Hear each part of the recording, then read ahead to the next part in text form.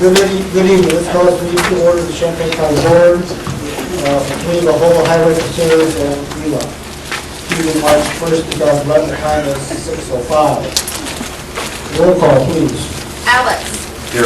Ammons. Here. Anderson. Here. Benzel. Bergson. Here. Betts. Here. Carter. Here. Cowart. Present. Holderfield. Here. James. Here. Jay. Here. Jones. Here.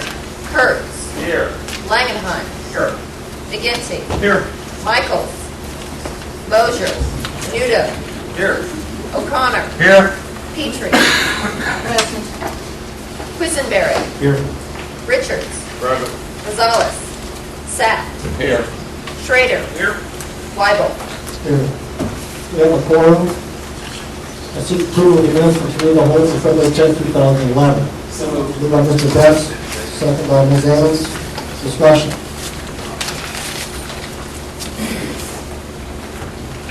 Seeing none, all in favor? Aye. All opposed? Motion carries. Seek approval of the agenda and the addendum.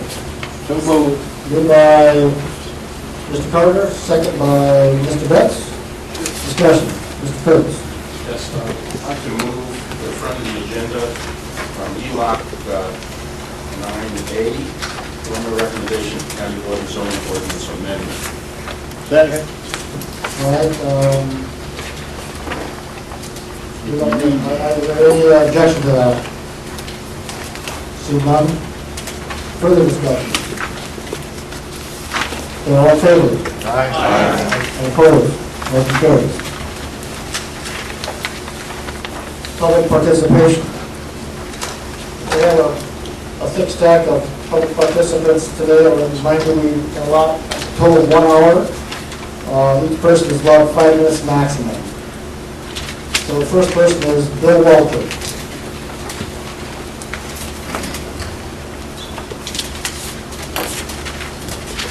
Good evening. My name is Bill Walter. I live at 2124 Harbortown Circle, Champaign, Illinois. Glad to be there and a happy resident. Just want to say thank you to the board members for listening to us tonight. It's impressive to see the democratic process in play. And because of that, I'd like to voice our opinion on the Olympian Drive project. And that representing a local business and our mechanical contractors, we can see that affect directly jobs that could be created in the future. So we support the green option of this project. Just like to make a statement. Again, thank you for your time, and I hope you vote yes on that. Mr. Ray Thornton.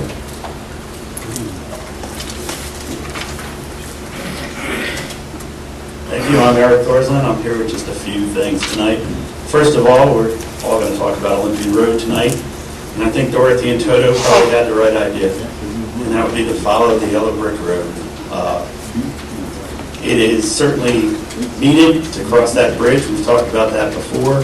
It's needed to connect that to Lincoln Avenue. And I think the least offensive way to do that, and the one that actually gives you the most potential for development on both sides of that road, is the yellow. I know they're all S's, but that's the least wiggly S for those of us who have all our stuff in black and white. As far as the illustrious 4.1.5, as a Farm Bureau member, as a farmer, as a person who suffered through and or enjoyed all the big, small, all the CZR, and Farm Bureau policy for years, and I'm not speaking for Farm Bureau, but just as a member, the original position of all of those things was 1 per 40. The compromise was 2 per 40 to get the LRMP to go through. I find it interesting that definitions seem to have shifted just a little bit, and now we're up to 3, which is in fact 200% more, at least, than what we originally talked about. So I use the new tax man, which means that everything is in at least double digits. And the only other thing I think of note is that at some point, I've talked about it before, it would be interesting to see the committees rotate. Tonight we have a really loaded ELOC committee, and it's the last. Highway's busy tonight, but not often as busy. And I commend Mr. Kurtz on moving at least one of the things to the front, although that's the only thing on there, just an advisory thing tonight. Thank you. And good night. Ms. Laura Weiss.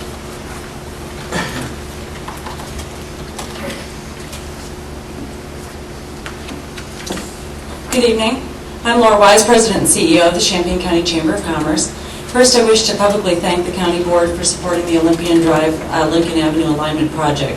This project is critical to the continued economic stability and growth of our county. Last week and today, we asked members of the Chamber to contact County Board members to show their support for the green alignment of Lincoln Avenue. The emails that each of you have received from our voter voice system is communication directly from your own constituents. Our system is designed to read addresses and select the elected officials for that address. I point this out so that members of this board know that not only are these chamber members speaking, but they are also your constituents speaking to you. Knowing the potential for this project, the Chamber wishes to communicate to the County Board that we are in support of executing the project as efficiently and as cost-effective as possible. This is why the Chamber supports the green alignment for Lincoln Avenue. Choosing to go another direction at this point could result in delays and will cost the taxpayers additional dollars for a new study. The green alignment was the public's chosen alignment in 1991, and we believe that the County Board should respect the public's input. If tonight's vote results in a green alignment being voted down, the Chamber respectfully asks the County Board to redirect county staff to identify a route that can be completed in the most cost-effective and timely manner. If the green alignment fails tonight, and we hope it does not, then we believe that the next best solution is to find a route that falls further south of the Squire Homestead and more north of the proposed green alignment. Thank you. Mr. John Dillon.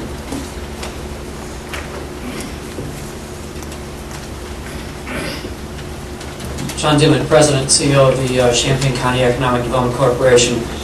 We just this afternoon finished a letter and submitted it to many of you electronically, and then I, at the caucuses, made sure that each one of you had one in hard copy. The bottom line of the Economic Development Corporation is that we feel a need to have this project, the Olympian Drive project, along with the Lincoln Avenue project, completed in the most cost-effective and quickest way possible. We stand in support of the green route, but understanding that if the green route fails to, as the Chamber has spoken, if the green route fails to gather sufficient support for its adoption, then I would kindly draw your attention to the last few points in our letter where we indicated that we next feel that the most cost-effective and quickest way to approach this is to look at some kind of compromise between the red line and the green line so that this project can be undertaken without any delay in the construction phase.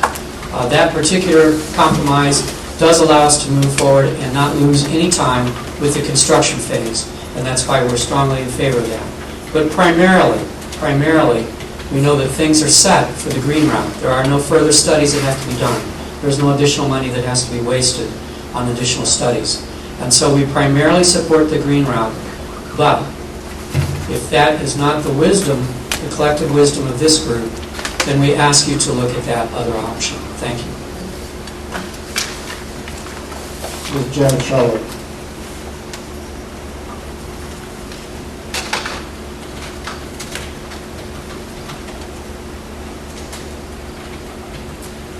Janet Charlotte, 3610 North Lincoln, Urbana, Illinois. I just have a quick point that I would like to make on both the green and the red routes. I presume you are all familiar with those. And both of the green and the red route end at Olympian Drive and Lincoln Avenue. There is nothing to prevent, and I would like to know what may prevent, truck traffic from starting at Lincoln Avenue and going north onto the oil and chip road that is currently maintained by our township and that we pay taxes. Currently, it's posted no truck traffic on Lincoln Avenue, and we have lots of truck traffic on Lincoln Avenue. Therefore, that is why we have always looked at the yellow or more westerly route. You would come over the bridge, stop as you come over the bridge, and then come south.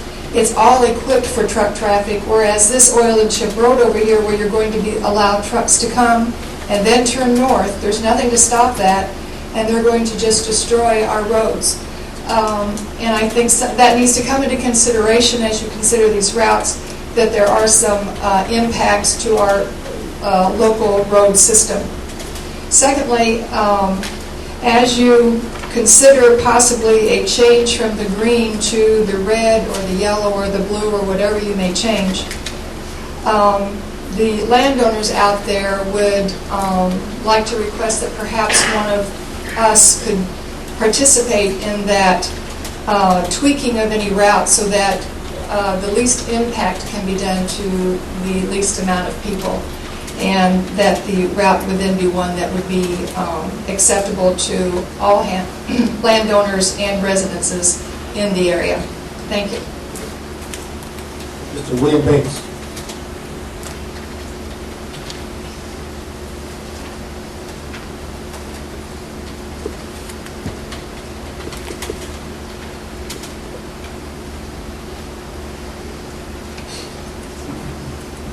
My name is William Bates. I have the farm next to Shirley Squire's farm. And a couple of things I'd like to bring to your attention tonight. This is a document that you guys presented. Olympian Lincoln Special Committee, October 28th, 2010, that you guys presented. And kind of the conclusion I got from what's going on here is that you got a division between engineering, science, and politics. And what's going on is that the engineers have studied these routes that you're now proposing as the yellow route, maybe a compromise with the red route. For years they've been studied and they've been rejected. And for some reason, some people have decided that they're going to bring these very same routes up for vote from a political standpoint. I was here at the last board meeting, and your engineer and the Urbana engineer came up here and time after time after time said, it will not work. It's been studied. Board members, one or two, well, they said Hoover Dam couldn't be built. Why can't we build this? The fact of the matter is Lincoln Avenue is already built. And the majority of it is going to continue to remain built with the exception of a slight addition over the ditch. So why are we having this problem? You got the scientists and engineers here saying this is how it should be done, and you got the politicians here that aren't paying attention to the engineers. Somebody's going to win, but if the wrong person wins, and for example, 121,000, 178,000 to restudy the same route that Hanson Engineering study presented to the state of Illinois at IDOT, and it was rejected. And then that comes back and you're going to vote on it.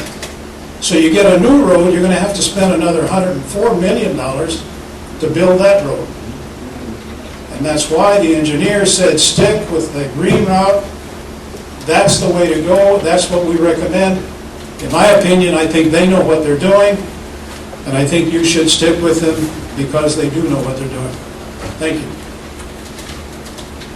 Mr. William Cole. William Cope, 4018 North Lincoln Avenue. Again, I want to sort of thank you all for being so patient through this, and one of the things that we as a group are very pleased about is that the Olympian Avenue Drive connection through to Route 45 is off the agenda, and that's a big victory over the original plans that Urbana City Council put forward.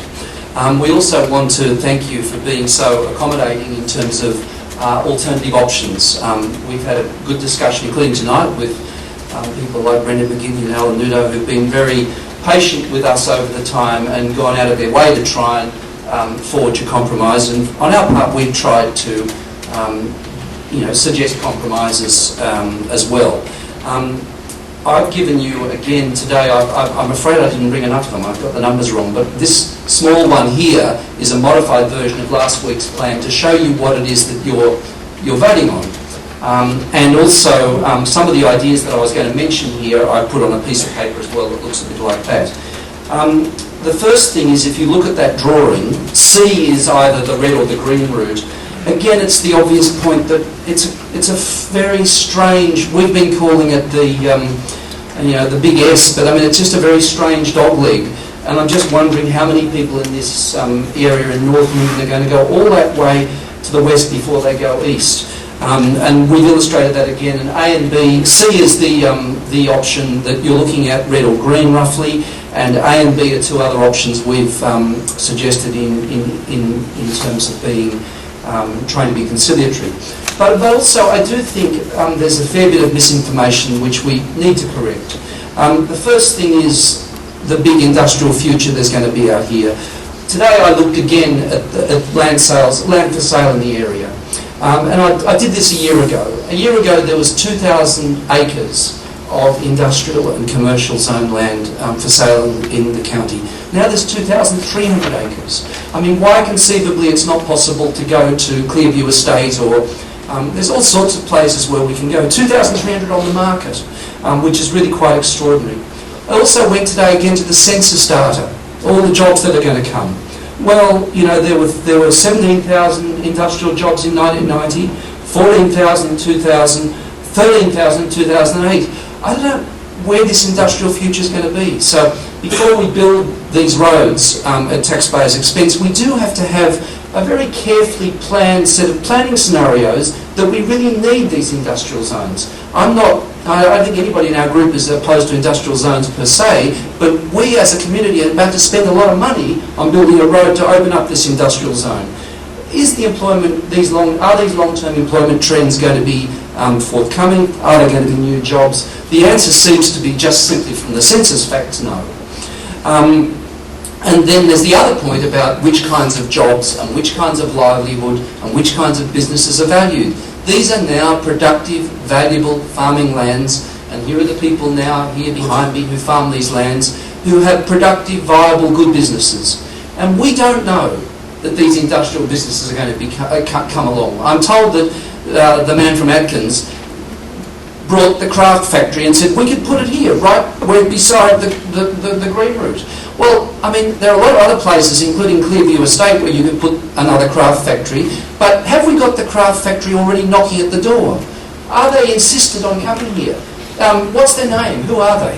So, you know, this is the bigger picture question about our purposes for building this road. So I've kind of got, if you like, two messages. One is we've been trying very hard to compromise. We still don't think this thing is necessary. We think the facts are clearly on our side in terms of whether it's necessary or not. We think the current uses as farming are very productive and good uses. We don't see why the hypothetical craft factory that might come in the future should be prioritised over current uses. But nevertheless, we've tried in good faith to come up with a compromise, and we thank you very much for being open to that and for being, being part of these dialogues. Because we know that it's been a big commitment on your part, so we appreciate that. Thank you very much, folks. Robert Lakey.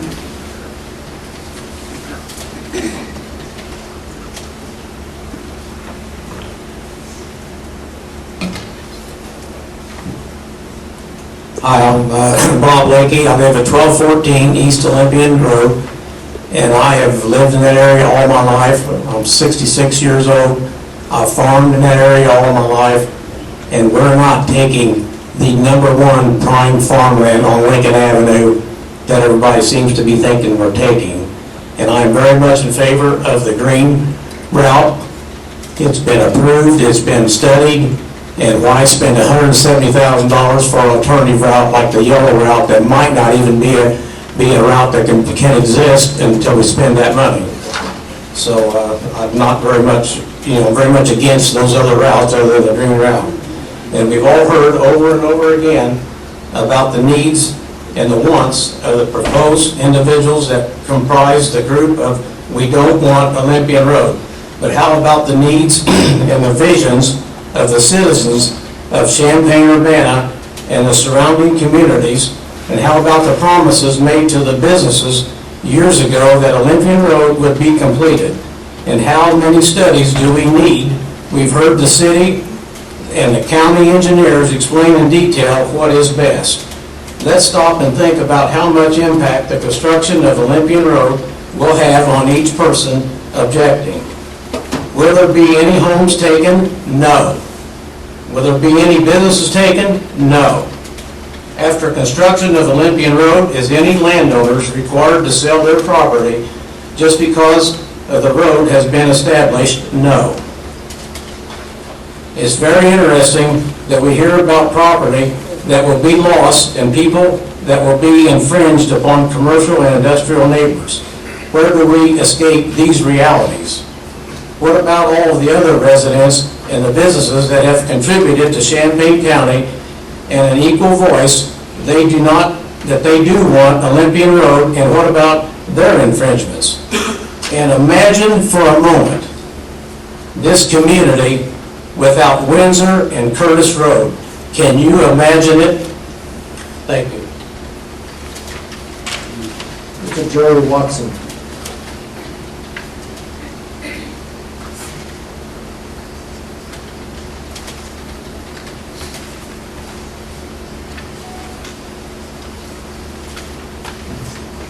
Good evening. My name's Jerry Watson, and I'd like to touch on 3 issues here this evening on behalf of Champaign County Farm Bureau.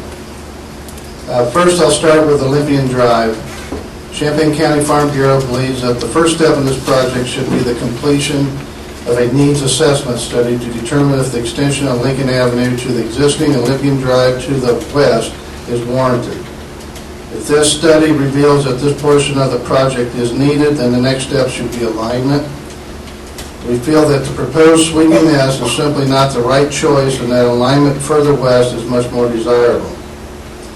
Secondly, regarding policy 4.1.5 of the Land Resource Management Plan, Farm Bureau can support the compromise language developed by the staff and distributed to you in the February 23rd document. We believe that compromise on this point, as well as our position on 1 per 40 last year, continues our good faith effort with the staff and you, the board, in ensuring that the protection of farmland in the county continues. And finally, in regards to policy 4.1.7 of the Land Resource Management Plan, we urge that the county board support an 80-acre minimum lot area. This, along with other measures, will help to make sure that agriculture plays a prominent role in this county for years to come. We hope that you take into consideration our comments as you consider these issues later this evening, and we support the opportunity to share our views with you. Thank you. Mr. Mark Thompson.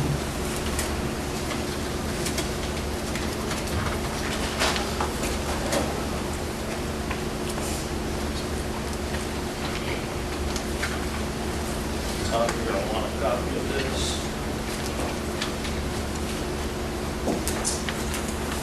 Hello. Some of you don't know me. There's some new board members here. And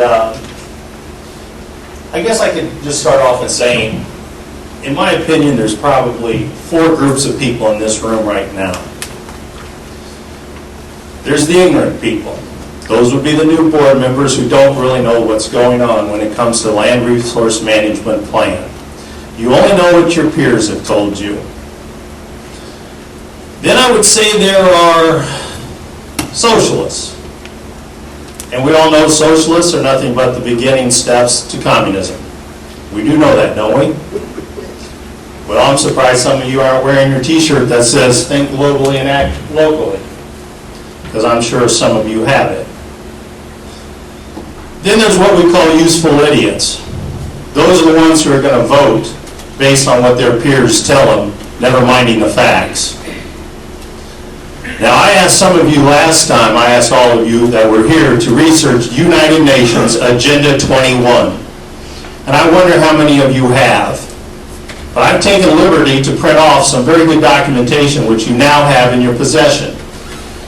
Each of you have it in your possession, and it's a very good starting point to get an education on United Nations Agenda 21. The city of Champaign and the city of Urbana have both signed on to United Nations Agenda 21. And the question is, has this county board signed on to it? That I'm not aware of.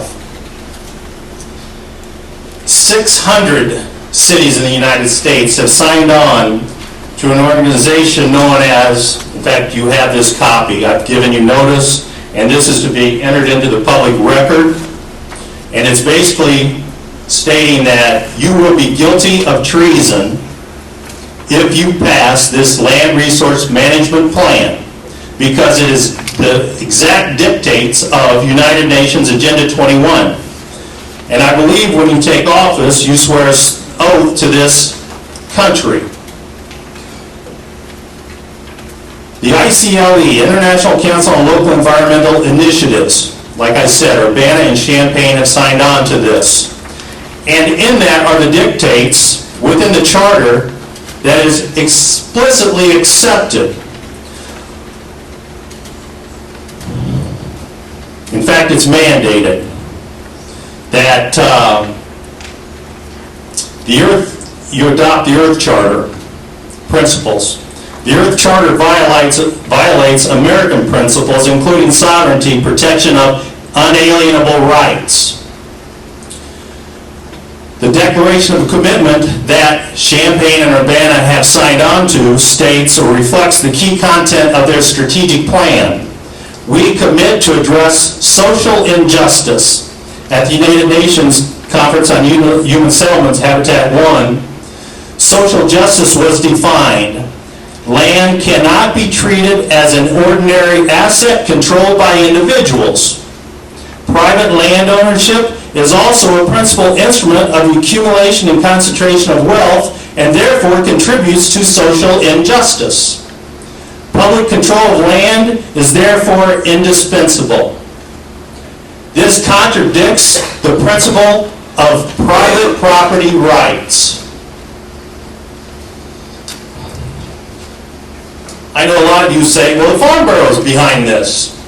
Well, if you read the Farm Bureau, if you understand the Farm Bureau, it's made up of farmers, not landowners. Sure, there are farmers who own land, but you'd be surprised at how many do not own land, they just farm it. So this 1 per 40, that just ties the land up for farmers. But it is an absolute attack on the property rights of the landowner. It's egregious. Highly restrictive is a joke to even use that word. Philosophy of the Farm Bureau.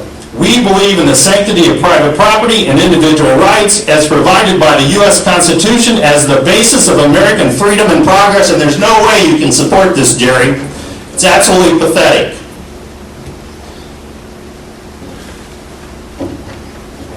The Big Small All initiative that put this together was an absolute joke. It was voted down by hundreds and hundreds of people through the CZR, I believe it's called. After 9 months or so, you start with 600 people yelling no, then 300, then 200, then 100, and they wear you down. The people do not want this, and you Republicans out there, you better not vote for this. That is the definition of a rhino, and I am telling you, this is just absolutely un-American, and take that note seriously that I wrote that you're smiling about, Tom, because I'm very serious about this, and we'll pursue this as far as I can. And there's a lot of people who understand what I'm talking about and support me in this, and this will come to a head. And I warned you guys in the beginning, this was an attack on property rights. You spent thousands and thousands of man-hours on this LRMP, and there's so much hidden inside the legalese language of all these different little pieces. It's kind of like when Bill Clinton said, is? What does is mean? And when you can interpret language... Tom, for 5 minutes, Rob. Thank you very much. I wouldn't trust it. Ms. Laura Pressing.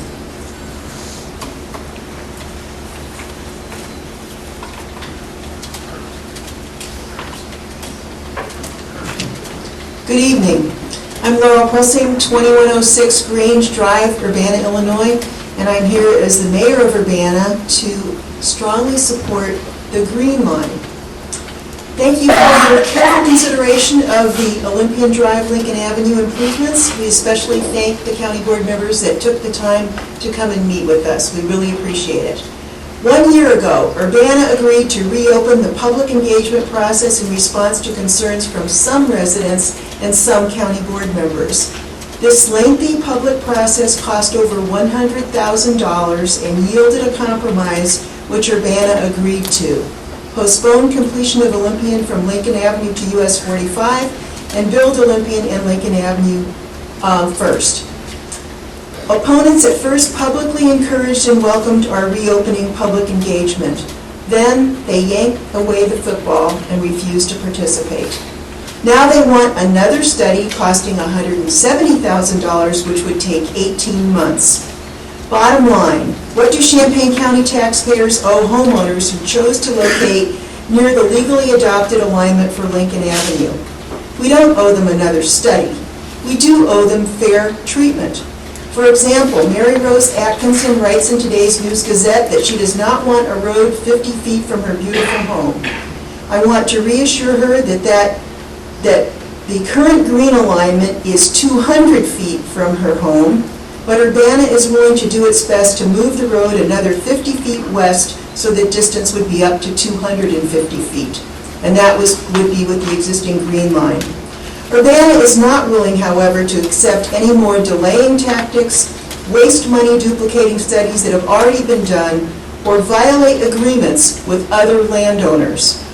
What does the county board owe all the people who have built businesses based on your officially adopted Lincoln Avenue alignment? Businesses decided to invest millions of dollars because they trusted in your approved and carefully studied road alignments. How will you compensate all the employees if that investment dries up? The biggest issue this country faces is unemployment. Will you allow the preferences of a few to outweigh the needs of everyone else? Urbana will honor its commitments. We will honor our commitment to Shirley Squire. During the initial public engagement, the Lincoln Avenue alignment was moved to avoid her house. The entire Olympian Drive project was carefully designed to avoid destroying homes. Urbana will honor its commitments to the county. We were both founded in 1833, and we understand the need to work together and help each other. Urbana requests that the county board honor its commitments. We ask that you respect our comprehensive plan adopted after four and a half years of input from thousands of people, both in the city and in the mile and a half outside the city limits. We ask that you respect and support your excellent transportation planning process, the Champaign-Urbana Urban Area Transportation Study, QOTS.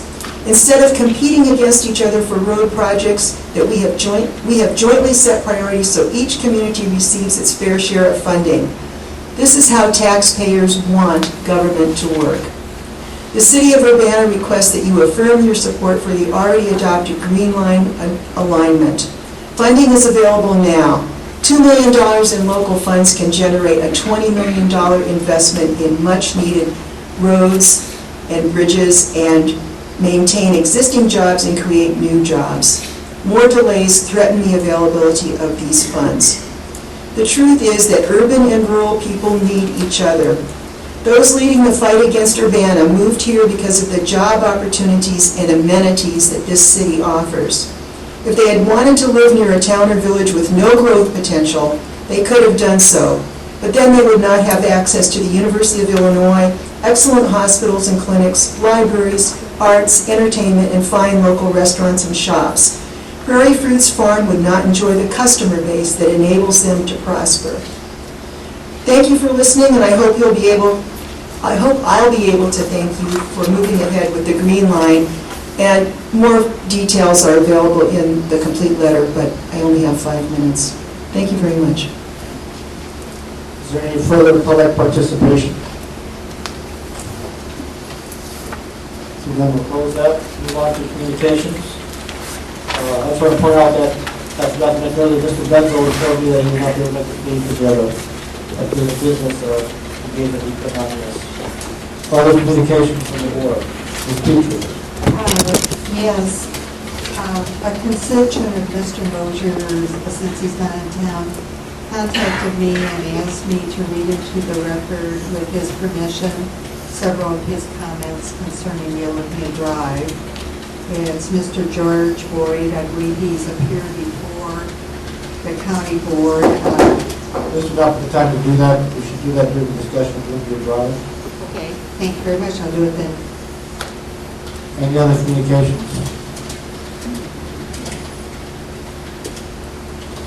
Okay, moving on to, we have one item from Sheila. That will go on to highway and transportation. Mr. Clerk.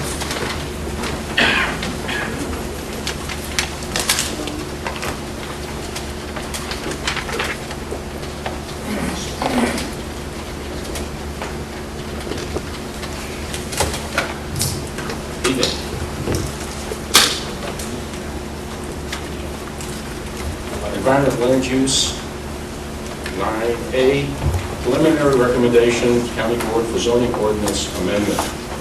We request to amend Champaign County zoning ordinance, zoning case 675-AT-10, petitioner Champaign County zoning administrator. Mr. Schroeder, move. Second by Ms. Anderson. Discussion. Seeing none. All those in favor, aye. Aye. Opposed? Motion carries.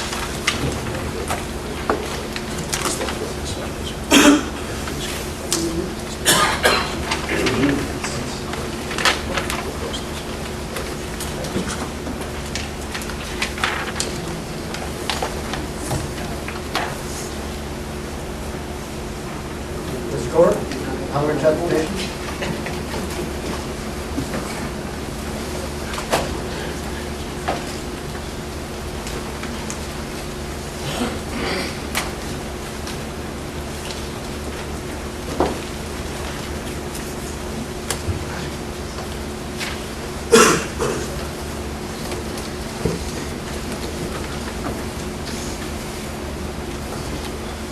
Good evening.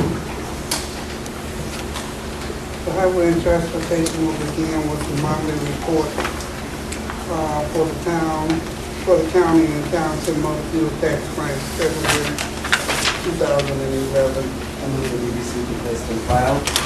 Second. Open for discussion. Seeing none, all in favor say aye. Aye. Anyone opposed? Okay, we're going to go into the county engineer's report. Okay, the first item on the agenda is B1, resolution appropriating county beach funds and authorizing the county board chair to sign a joint agreement for sections 09-00956-00BR. This is a project that we applied for major bridge program funds. This is the bridge just north of Rantoul on Maplewood Drive in very poor condition. As a matter of fact, it's posted at this time. I have a joint agreement on this project whereby the federal government through the major bridge project would have $1,020,000 in the project, and we would be appropriating $255,000 from the county bridge funds. And I would ask for your approval of that resolution. Okay, it's open for discussion. Well, okay, Stan, James. Mr. Blue, does Rantoul own Maplewood Drive going out so far that way? Where does their property line stop? Because I thought when that road was resurfaced a few years back, they accepted responsibility. That was before my time, that there was a movement afoot to get them to accept it, and then when they found out the condition of the bridges at the time, the county maintained jurisdiction of the roadway, so the county still owns the whole thing. So will I be able to fish out there this summer? Won't be much traffic.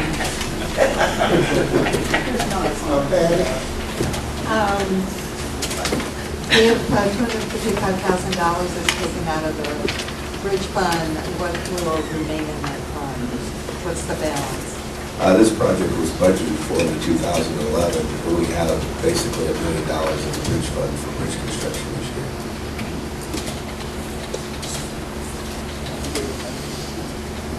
Okay, any other discussion? All in favor say aye. Aye. Anyone opposed? Item 2, resolution authorizing the county board chair to sign a joint agreement for section 10-00429-00RS. Not sure why I don't see the joint agreement in the packet that you guys received, but this is the same project that we've been working on from Thomasboro going up through Gifford. Basically, this joint agreement, it's a $4 million project. It's $3.1 million in federal dollars, $900,000 in TARP money, which is Truck Access Route Program money. So it's as long as the costs stay within those guidelines, it's a zero-cost project from county highway funds. And that's basically, it's a similar joint agreement to the one you see on the bridge.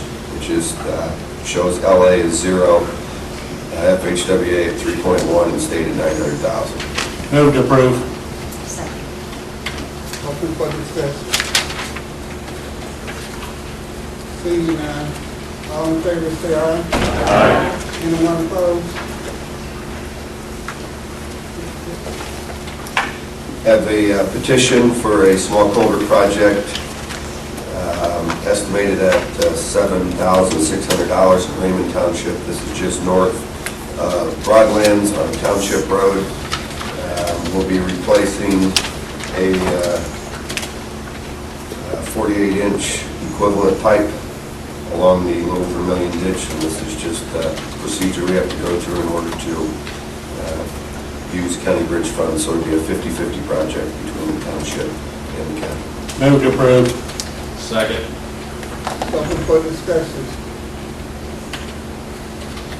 Seeing none, all in favor say aye. Aye. Anyone opposed?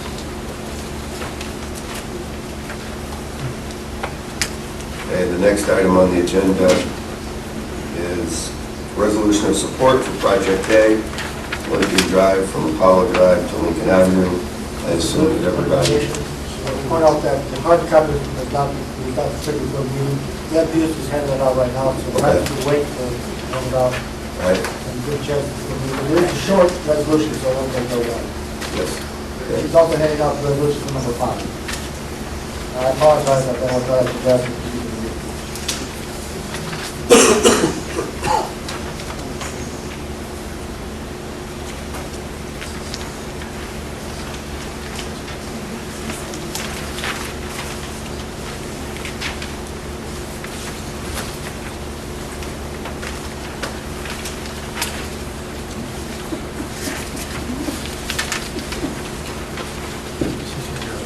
I move adoption of the resolution. Second. It's open for discussion.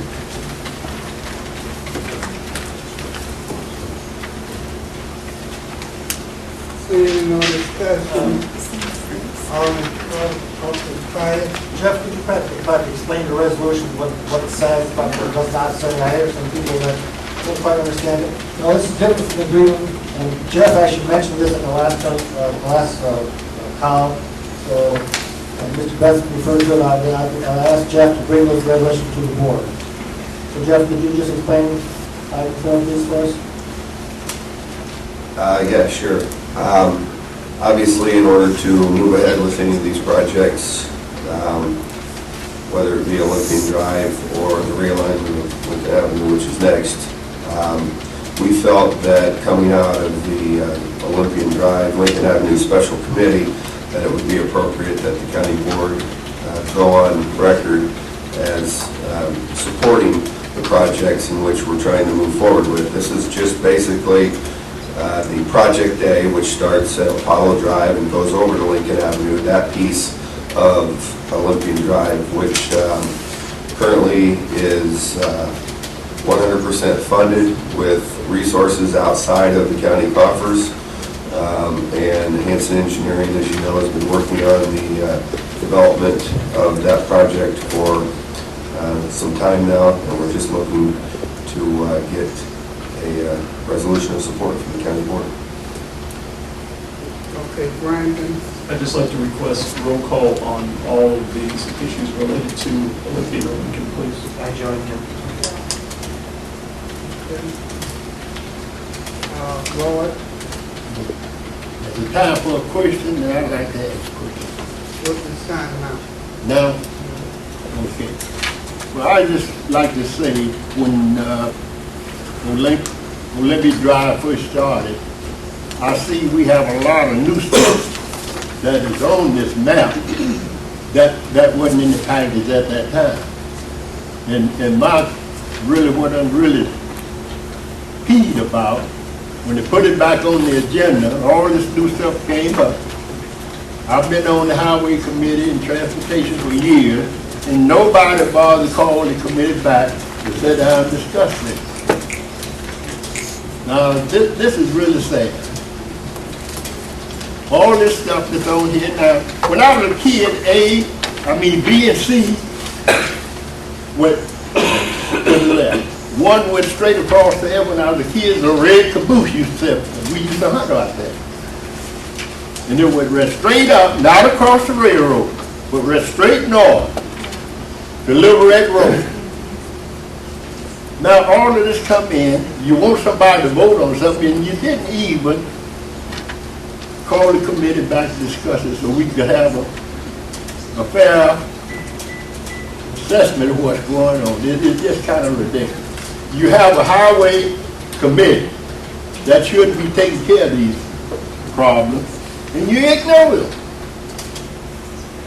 You go off and you have these little meetings, and then you bring all of this up here and throw it on the desk and say, hey, we got to vote on this now. Now to me, that's getting away from your democratic process to me. And I'm ashamed that I can't explain to my constituents what's going on because nobody bothers to have the meetings that they should have had. This resolution is approving the alignment from the 1997 design study that has been out there, and I don't believe the alignment of Olympian Drive has ever changed since the 1997 design study. It's just been a matter of at what point the project would be staged in, and this is the stage from Apollo going over to Lincoln, as Olympian Drive has always been shown on every map. But Jeff, what I'm saying is, I was there when we concluded, we went far as we could go with the money. Didn't nobody having the money. Nobody told everybody that this was dead. It was stopped because the finance. And the word was, when we get the finance, we come back and complete the project. Now, you have all these new entities in it, and nobody bothered to come back and tell anybody about what's going on. They wasn't even in existence. They wasn't in that first package. And you have all these others added that cost money. I'm just saying, we need to be, if we're going to do our taxpayers fair, we need to be more honest with each other. Okay, Lord, the A that's showing up on this is not what we're talking about. We're talking about the extension that's going straight across. Straight across. And don't let this A confuse you with wherever this document came from, because there's an A on here too, and that's not even close to what we're voting on. Oh. Well, aren't you, wait a minute, aren't you consider A, B, and C? No, not on this document. This is not for the resolutions that are posted. Well, if we had had conversations, see, I would know that. This document came from, not from the county highway department. Michael? I have a question. I do have my ABCX map here, by the way. So basically with this resolution, we're saying that we agree to take the road Apollo over to Lincoln, but it doesn't say how we take Lincoln to Olympia. Is that correct? Right.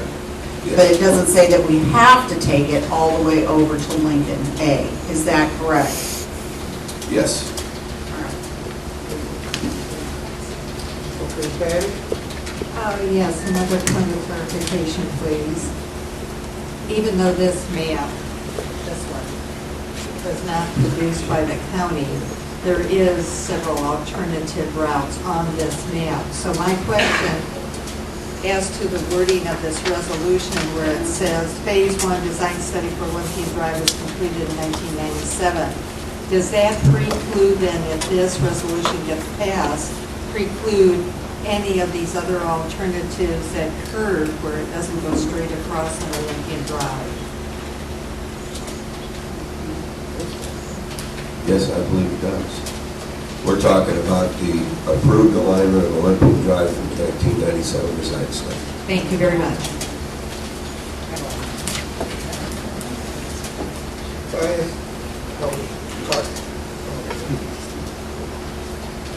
Okay, any more discussion? Okay, we're gonna have a roll call. Roll call. Yes. Alex? Ammons? Ammons? Yes. Anderson? Yes. Bergson? Yes. Betts? Yes. Carter? Yes. Cowart? Yes. Holderfield? Yes. James? No. Jay? No. Jones? Yes. Kurtz? Yes. Langenheim? Yes. McGinty? Yes. Michaels? No. Nudo? Yes. O'Connor? Yes. Petrie? Yes.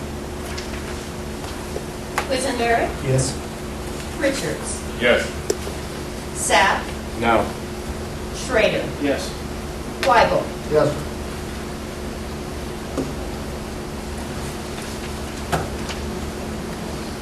Okay, motion passes.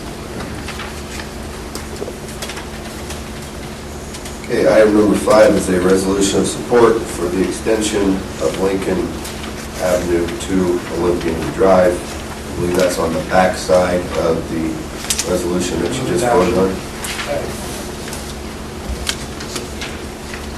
It's open for discussion. Okay, So as Ms. Petrie said, that basically all of this that we have in these parts were part of the original design in 1997. Right. And to accept this resolution is to accept the original design. You just accepted the 1997 alignment of Olympian Drive. All this resolution says is that Lincoln Avenue from its current terminus up to Olympian Drive needs to be realigned. So the current structure and geometry of the roadway is deficient, and we need to find a way to extend Lincoln Avenue up to Olympian Drive. It doesn't lock in any kind of design or any kind of alignment. It just says it needs to be realigned so that we can move forward and see where we're going to go with that realignment.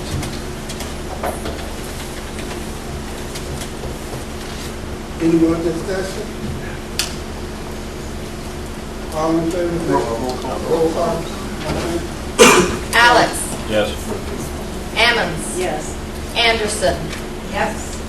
Bergson? Yes. Betts? Yes. Carter? Yes. Cowart? Yes. Holderfield? Yes.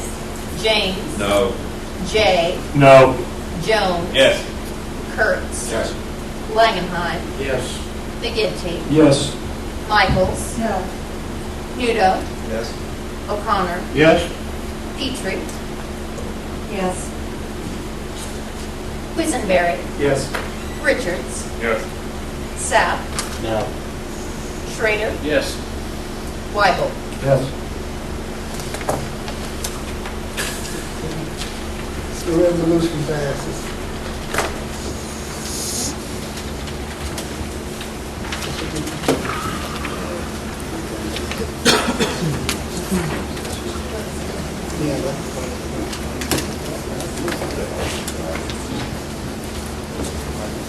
Okay, and then there's an item 6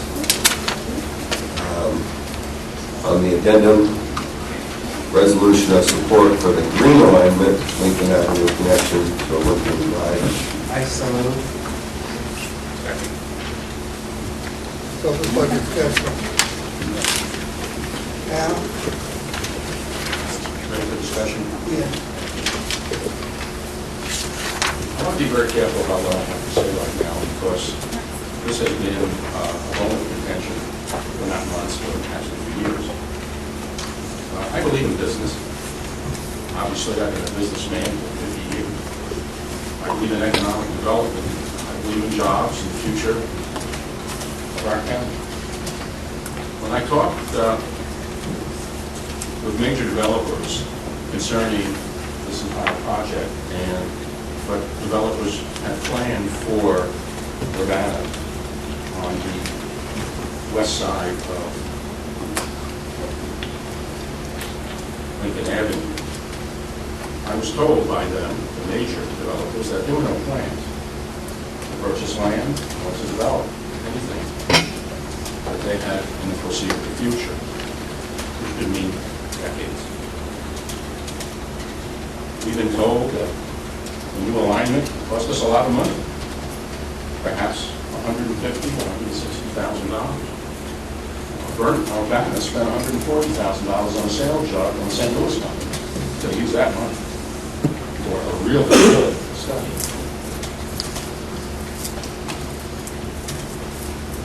We've been talking about Olympia Drive and Lincoln Avenue in particular ad nauseam.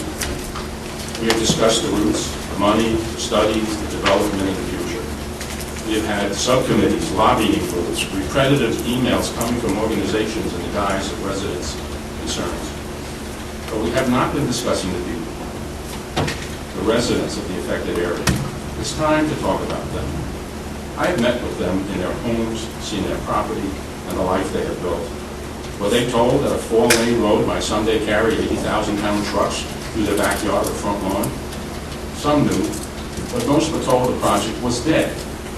Some were not told at all, unethically, I might add. In fact, the city of Urbana has a plan years ago to build this extension and pulled out at the last minute. I was told that at first Lincoln Avenue was not even considered in this plan across to Route 45 until the money dried up for the extension to Route 45 by the federal government. What if you built a home and wanted to raise children and grandchildren, and then, wait a minute, the government said, well, we're going to build this now, too bad for you. No, it's time to consider an alternative. A new route that will not impact all of these upstanding, hardworking, tax-paying citizens, our friends, our neighbors. It's time for government and developers to have a conscience. There is no guarantee that another route will work, but I feel we need a choice. It's time for government to work for the people. I will vote no on the green line.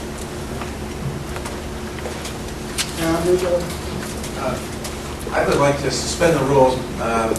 The attorney for Shirley Squires, this might sound strange coming from me, but the attorney for Shirley Squires is here and did not know the procedural protocol for public participation, and I'd like to suspend the rules to allow him to speak. Second. All in favor? Aye. Madam Chair, point of order, is that subject to the 5-vote rule? Mr. Betts, I'll be much shorter than that. Members of the County Board, thank you for the accommodation. My name is Pat Fitzgerald, and I'm an attorney with the law firm of Meyer Capel here in Champaign, Illinois. And I'm here before you this evening on behalf of Mrs. Shirley Squire and Ms. Christine Pearson. Mrs. Squire and Ms. Pearson speak for 2/3 of the ownership of Squire Farms. Under all 3 development proposals currently before you, the yellow line, the red line, and the green line, Squire Farms bears the heaviest burden of any of the property owners in the area. Under the yellow line, approximately 14.4 acres of the family's property will be taken. Under the red line, approximately 7.9 acres of the family's property will be taken. Under the green line, approximately 5.2 acres of the family's property will be taken. Mrs. Squire and Ms. Pearson recognize that there is a need for an extension of North Lincoln Avenue to Olympian Drive, but respectfully request that you join with the City of Urbana, the Economic Development Corporation, and the News Gazette in supporting the Green Line. Thank you.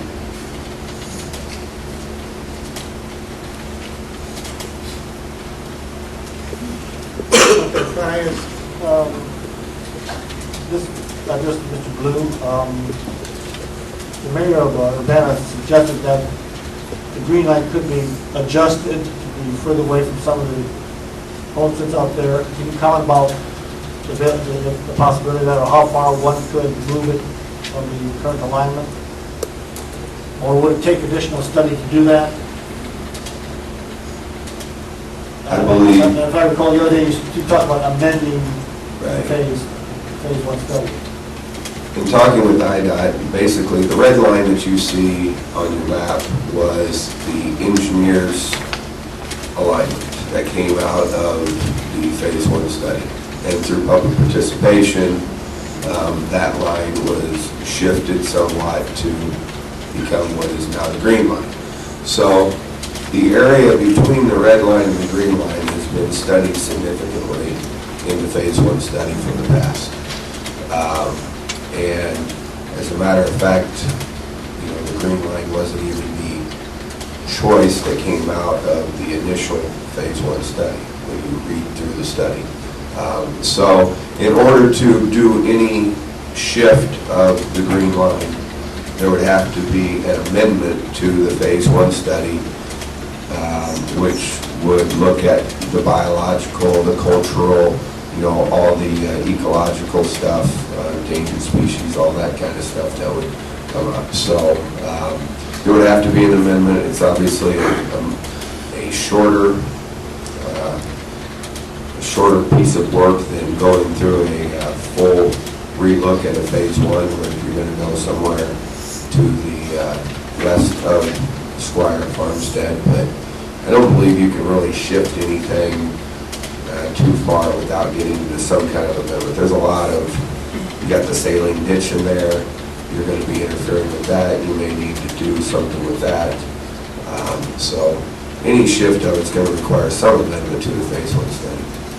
A phase one amendment would cost, it would take some time and some money. It would take some time and some money, and depending on how much the effort was, it could be anywhere from $75,000 to $120,000. Okay, Brandon, To piggyback on what Maya said, I'll save personal comments for later, but in an effort to try to get everyone on the same page with regard to what our options are, Jeff, we talked about, I want you to tell me whether I'm remembering this right. So at one of the most recent COWs, committee of the whole meetings, you talked about, because we're talking about green, red, yellow, and yellow is not anything that is in any formal sense right now. You brought this as your iteration of what might be, as directed by our special committee, Olympian Drive Special Committee from the county, to come back to us with an alternate option. Is that correct? Just making sure that this is not something that green and red have been studied. Right. Green, the existing alignment is set.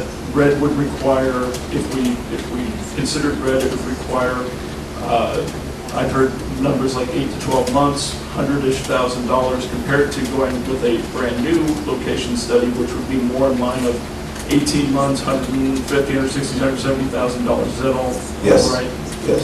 Okay, so just to make sure that we're all talking about what these options are and what they really mean, I just want to make sure that we're all on the same page as we go forward with what you've told us today.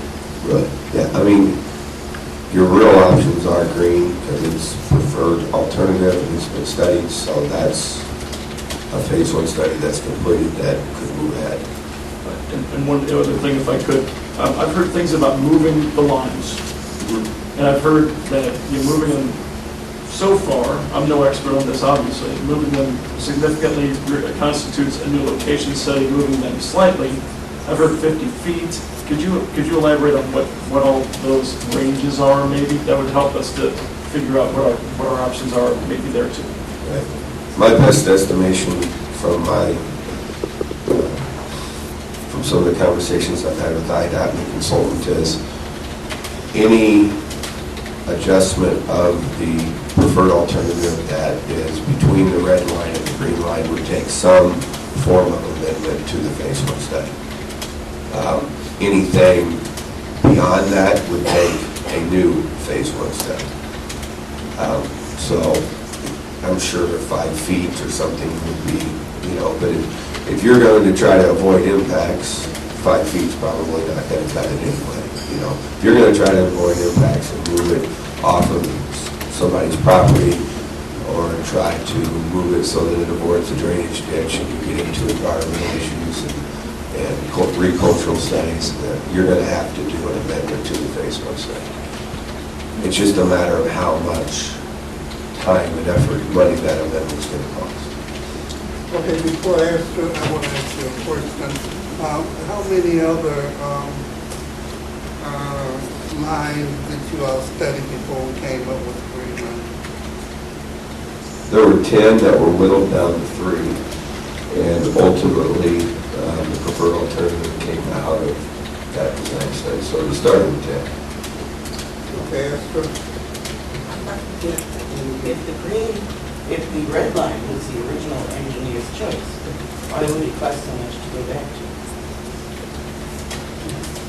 Because there are 9 different things that you have to do in a Phase 1 study. And about the 5th one through, they said red is the best engineering-wise, and then they went to public involvement, public participation.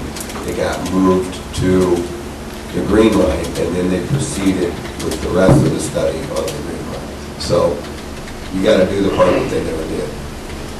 Okay, Jane? Mayor Presley would like to make a comment about the amendment that you had talked about. Jeff was a little unsure. Could we suspend the rules so that you could make a comment about that? Is that a motion? Yes. Second. It's a motion to suspend. Okay, all in favor? One.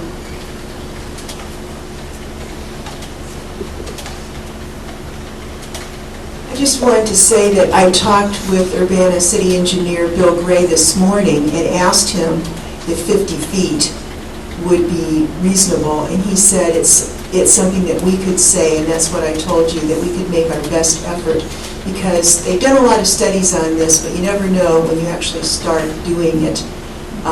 So, you know, you say 5 feet, maybe it could be 50 feet, we don't know, but we would make our best effort, because we don't think you need a completely new study.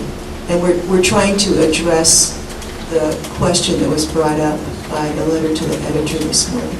So that's what. Okay, Al, wait a minute, I have a question.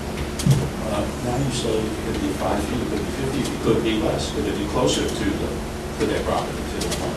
No, we don't want to make it closer to their home That's not my because, question. My question is, could well, it be?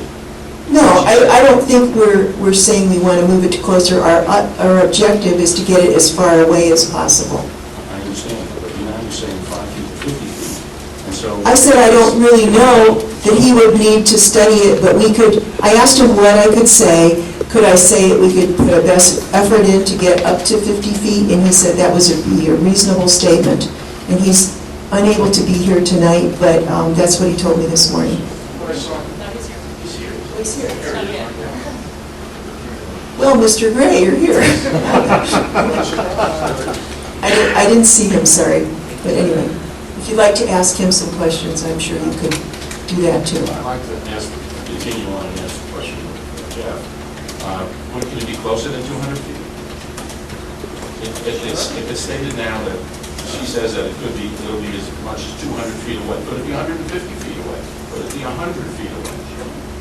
Are we discussing the amounts of space now? Is it going to be closer than what it's already originally planned to be? Could it be closer? Not if the green alignment is approved. The green alignment is the green alignment. And how far, do you know how far it is from that property to that actual? I do not know. You don't? I do not know. Bill, do you have a real number on that? From the parents' house to the green alignment? Okay, Brad?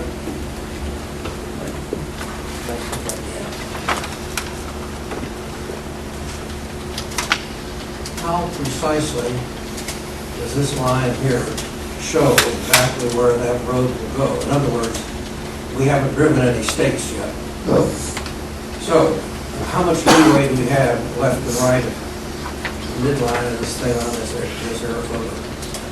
Well, you decided whether my comment you wrote bulldozer, right? I mean, that's the old saying. And you've got an overhead view of something with a line on it. I mean, the 50 feet might well be within your leeway or not. IDOT's here, and they're the ones that would make that decision. That's why they came. Now, one other point I'd like to make. We have a number of signatories to this group that's campaigning against this. But taking a look at these houses, H6 is already right on Lincoln Avenue. I would suggest that if we build the Green Line route, H6 will be no closer to that road than all the houses along Windsor Road in Urbana. Point of information, I'd like to point out that Ralph is using a drawing that was not drawn by an engineer. It is not very accurate. It's an error photo. It's there a photo, but lines are not drawn by This thing right here. It's the same one. This is a bigger copy of that. But that's not approved. That's- What? That did not come from my office or the city of Urbana or anybody that is. City of Urbana didn't build this house. This came from the Exactly, right. That was the point. Well, the point I'm trying to make is that if you take a look at H6, it's not going to be smack dab up against that road. H7 kicks one corner. The house in H8's a long way off. The property does overlap it. H9 is a good city block away from the line of that road. H10 is adjacent to it. The goat farm isn't even in the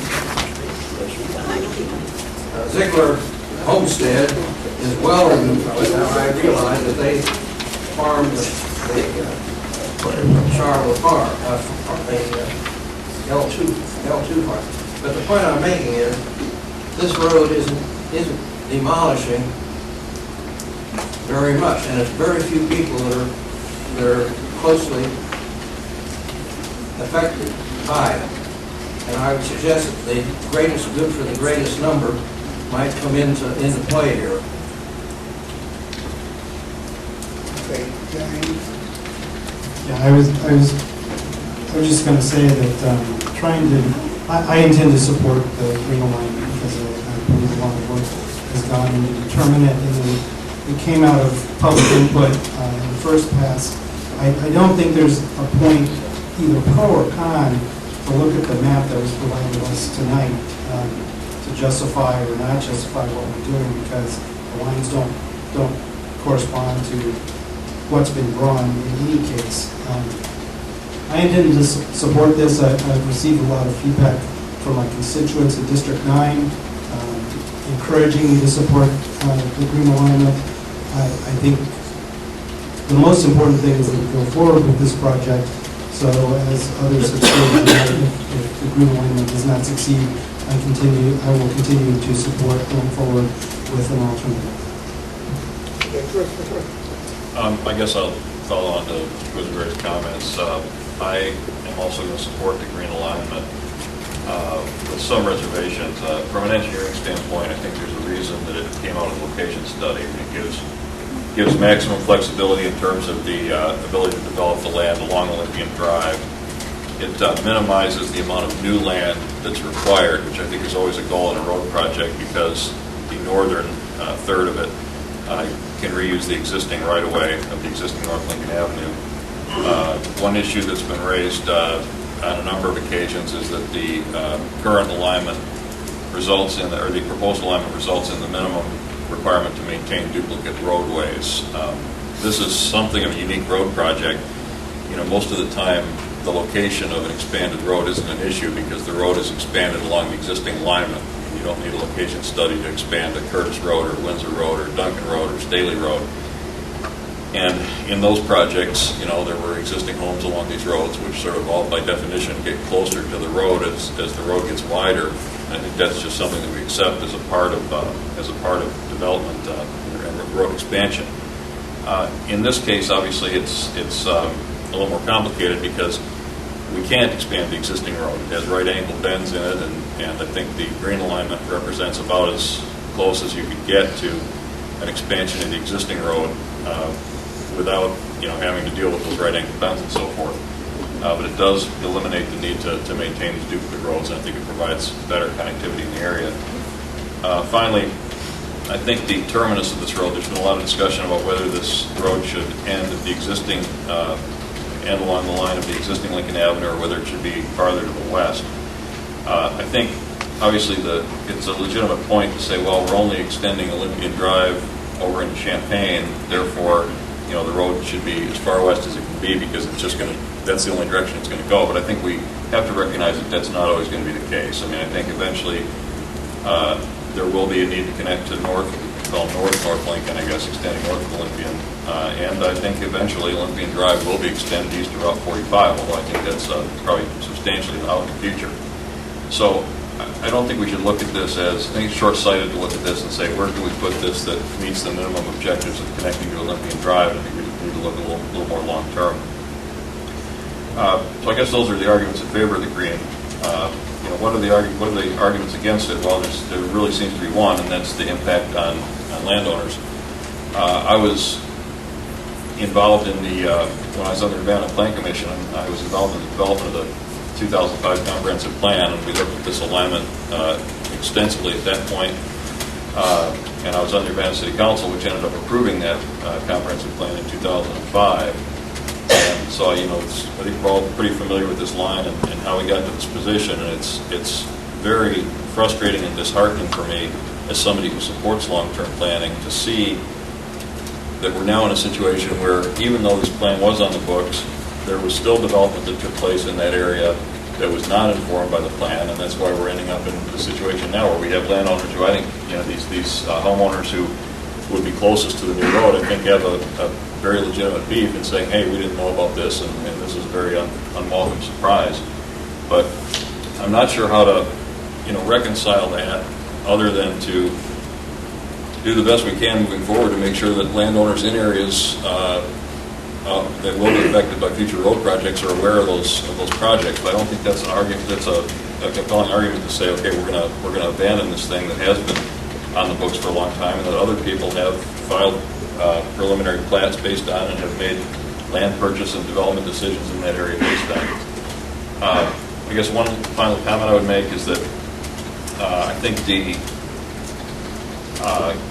if indeed the county board decides that as a result of impact on some of the more recently constructed homes in this area, the green alignment is not acceptable to a majority of the board, I would definitely still like to see this project move forward. I would like to see it move forward along an alignment similar to the green alignment, but mitigating the impact on these homes, which I guess would be something between what we're calling the red alignment and the green alignment.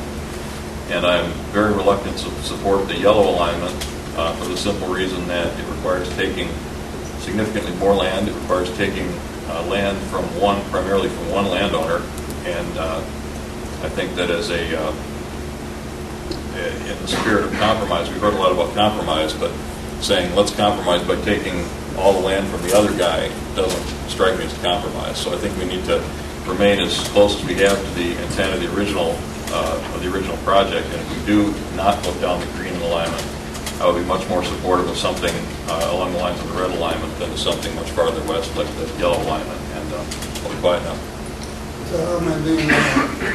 Thank you, Madam Chair. I would like to concur in what Mr. Alex and Ms. Mary said. I think they put it beautifully. The logic is impeccable. And it's hard for me to disagree with Mr. Kurtz because I know he's coming from a passionate point of view. He cares deeply about the landowners, as do I. I think if I were owning property anywhere and government was going to come and potentially affect my property, I would be upset, I would be angry, and I'd fight back. So I don't condemn any of the property owners fighting back. We're Americans, that's what we do. It's our property, we're going to defend our property. And I understand that. I live 6 houses from the University of Illinois. The University of Illinois could potentially take my property at some point. We are all potentially, as property owners, subject to eminent domain, which is provided for in the Constitution of Illinois and the United States Constitution. Hopefully, the properties in this case can be negotiated and eminent domain won't have to happen, but I think it may happen. But I do respect totally where folks are coming from. I think they have a right to fight. I think people have lived on some of this property for generations. It is not just about alignments. It is about the love of the soil, the love of the land. I respect that. It's something people feel deeply about, and I honor their coming before the board, their lobbying. I think that's necessary. I think it's good. I think it has informed the board a great deal. I also know that I've been in this board for a number of years, and this has been talked about for decades. I'm not surprised that it's back here. I'm happy that at least this time around, I don't think anyone's going to pull the money away like it happened the last time. I hope that doesn't happen. I've been told that the money is pretty well settled at this point. It is odd for me, as a liberal Democrat, to align myself with the Chamber of Commerce, which I never do. They always campaign against me and all liberal Democrats. I'm never an ally of the News Gazette editorial board. They always endorse someone else. And the Economic Development Commission, I've always voted not to fund them. So it's a strange bedfellows, but that's the nature of politics. I think that there may be valid arguments on this. Is economic development guaranteed as a result of Olympia Drive being extended? No. No one can give you a guarantee that the sun is going to rise tomorrow. I think there is we are creating an artery and a method by which development can take place. And I think it is more likely to happen as a result of this than if we do nothing. Right now, Olympia Drive 10 is a bridge to a road to nowhere. The county needs some economic development. It's not just about the city of Urbana. The county needs revenue. We've had to make a lot of cuts in the past few years. I don't see the county in a situation where we're going to ever be able to raise property taxes to cover our expenses. So one of the things that's going to increase our tax base, quite frankly, is development of real property and sales taxes and income taxes from the workers that work on this project. They all are going to pay taxes into state, federal, county, and local. Sales taxes, we've become very dependent on. Folks are going to pay sales taxes that are working on these projects, and the things that develop are potentially going to have positive revenue streams for the county so that we are not in a situation where things remain stagnant. Guarantees, no one can guarantee it. No one could guarantee that Windsor Road was going to bring prosperity and more business. It happened over a long period of time. So I think that there's a possibility that it happens. Purely on a transportation basis, I'm listening to our engineers.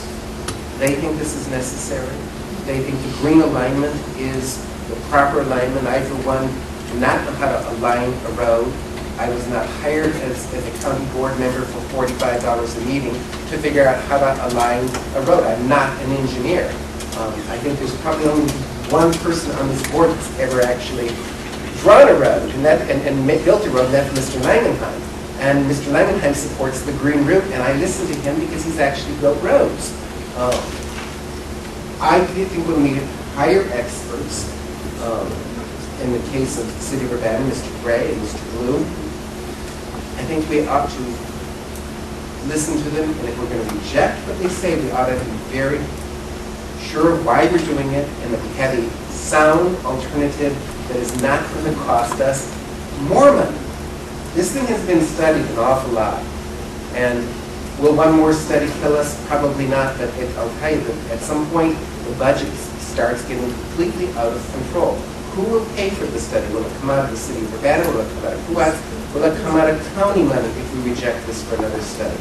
I don't know where that money is going to come from. I did not hear the City of Urbana volunteering to come up with it. I didn't hear Mr. Blue saying we got the extra money sitting there, and I've never heard who else say they've got the extra money.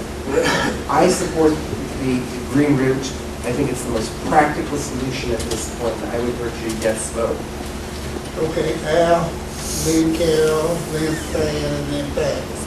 Thank you, Madam Chairman. I probably haven't seen Ralph's road that he built, but I bet it only turns left.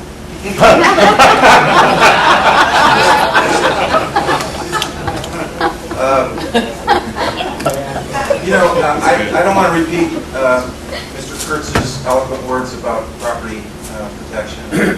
I think it's important, though, to admit publicly that we're complicit in this.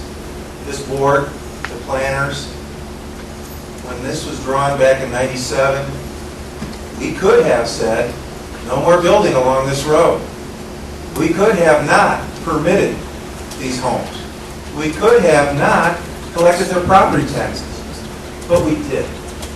And '97 is a long time ago. The study does not include those individuals now that are involved in this process. I go back to Mr. Alex's term, and that's compromise. And I think compromise is probably the best thing that we can do for Mrs. Squire, for the landowners on the other side of Green, for Urbana, and for growth. I'm not sure if modified red is going to work or yellow, but I do know it's worth the time and money to do it. It's interesting, a number of us met with the IDOT engineer on Friday. The IDOT engineer said that when this next phase comes up, that during the public phase of testimony, that it will weigh heavily if Green is defeated by this board. That they would not go back to Green as the preferred route, because they do take, contrary to what somebody in public participation said, they do take into consideration somebody who's not an engineer saying there's not the best road there to do it. But my point that I'm making is, it's compromise, and we have to come up with a way to make this happen. I don't want 2 dead ends. I don't want 1 dead end.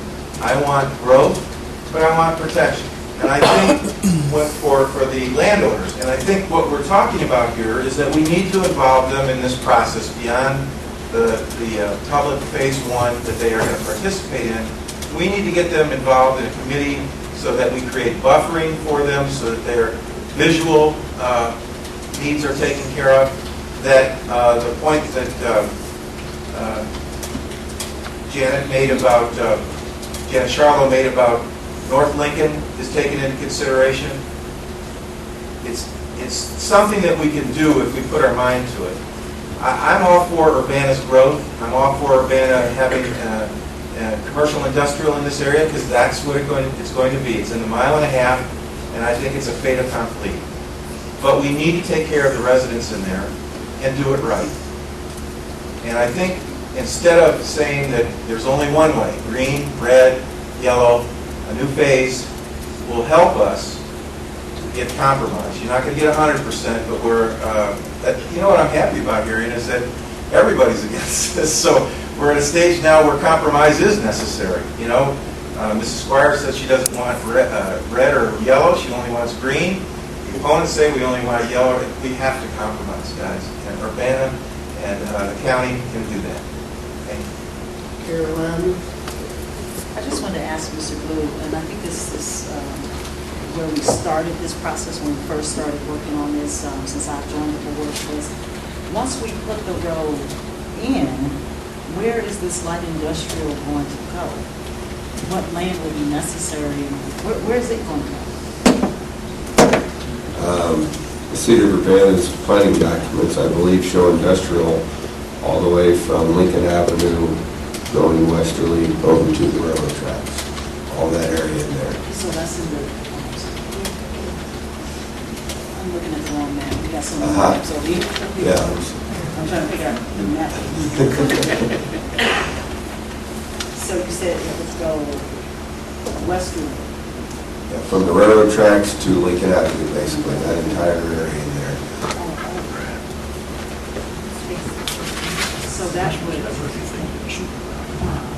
So that would really take out, which is my initial, the reason why I was not in support of this in the first place was because it's not about just the road.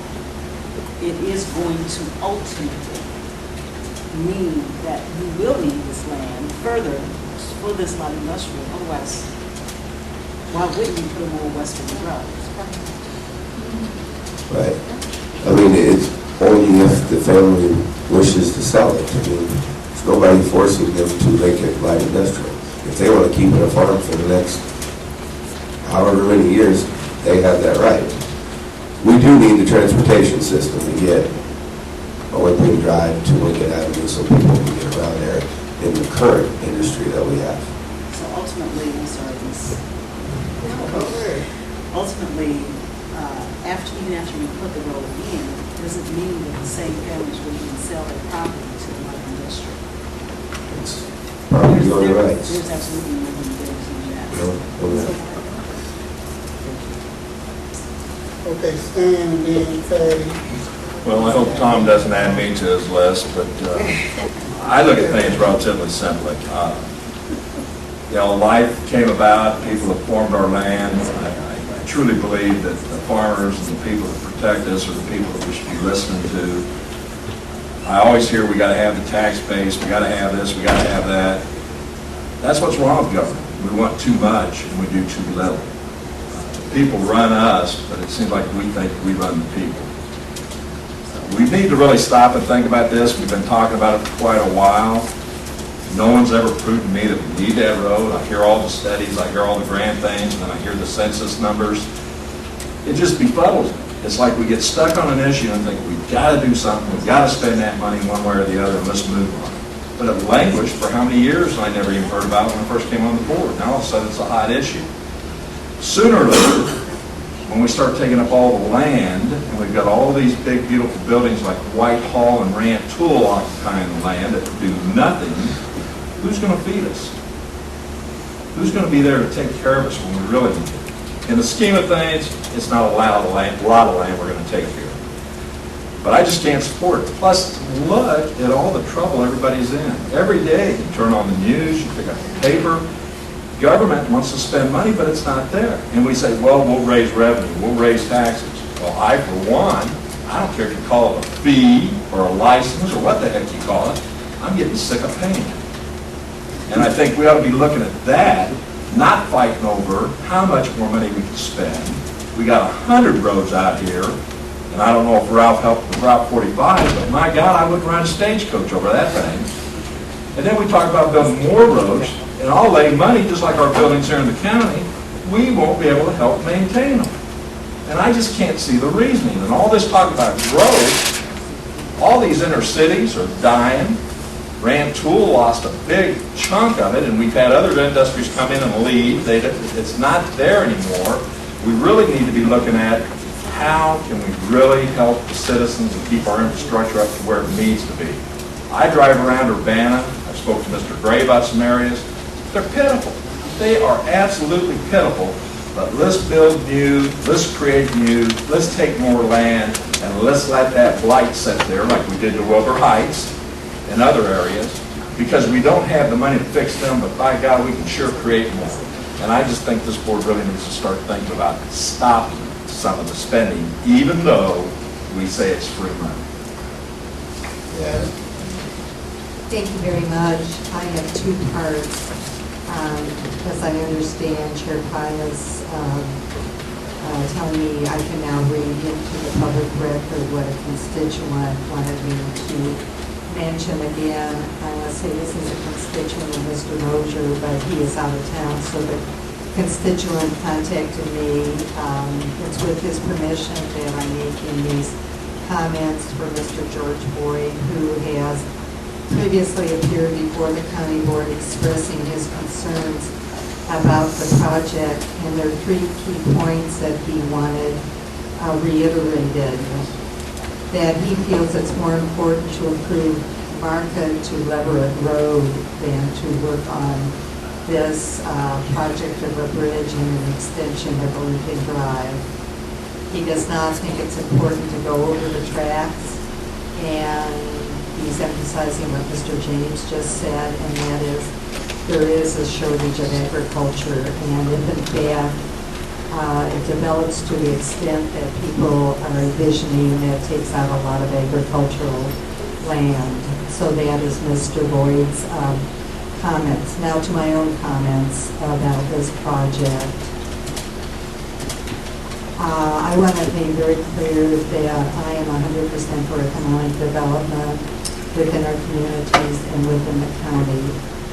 I'm 100% for more jobs within our communities and the county.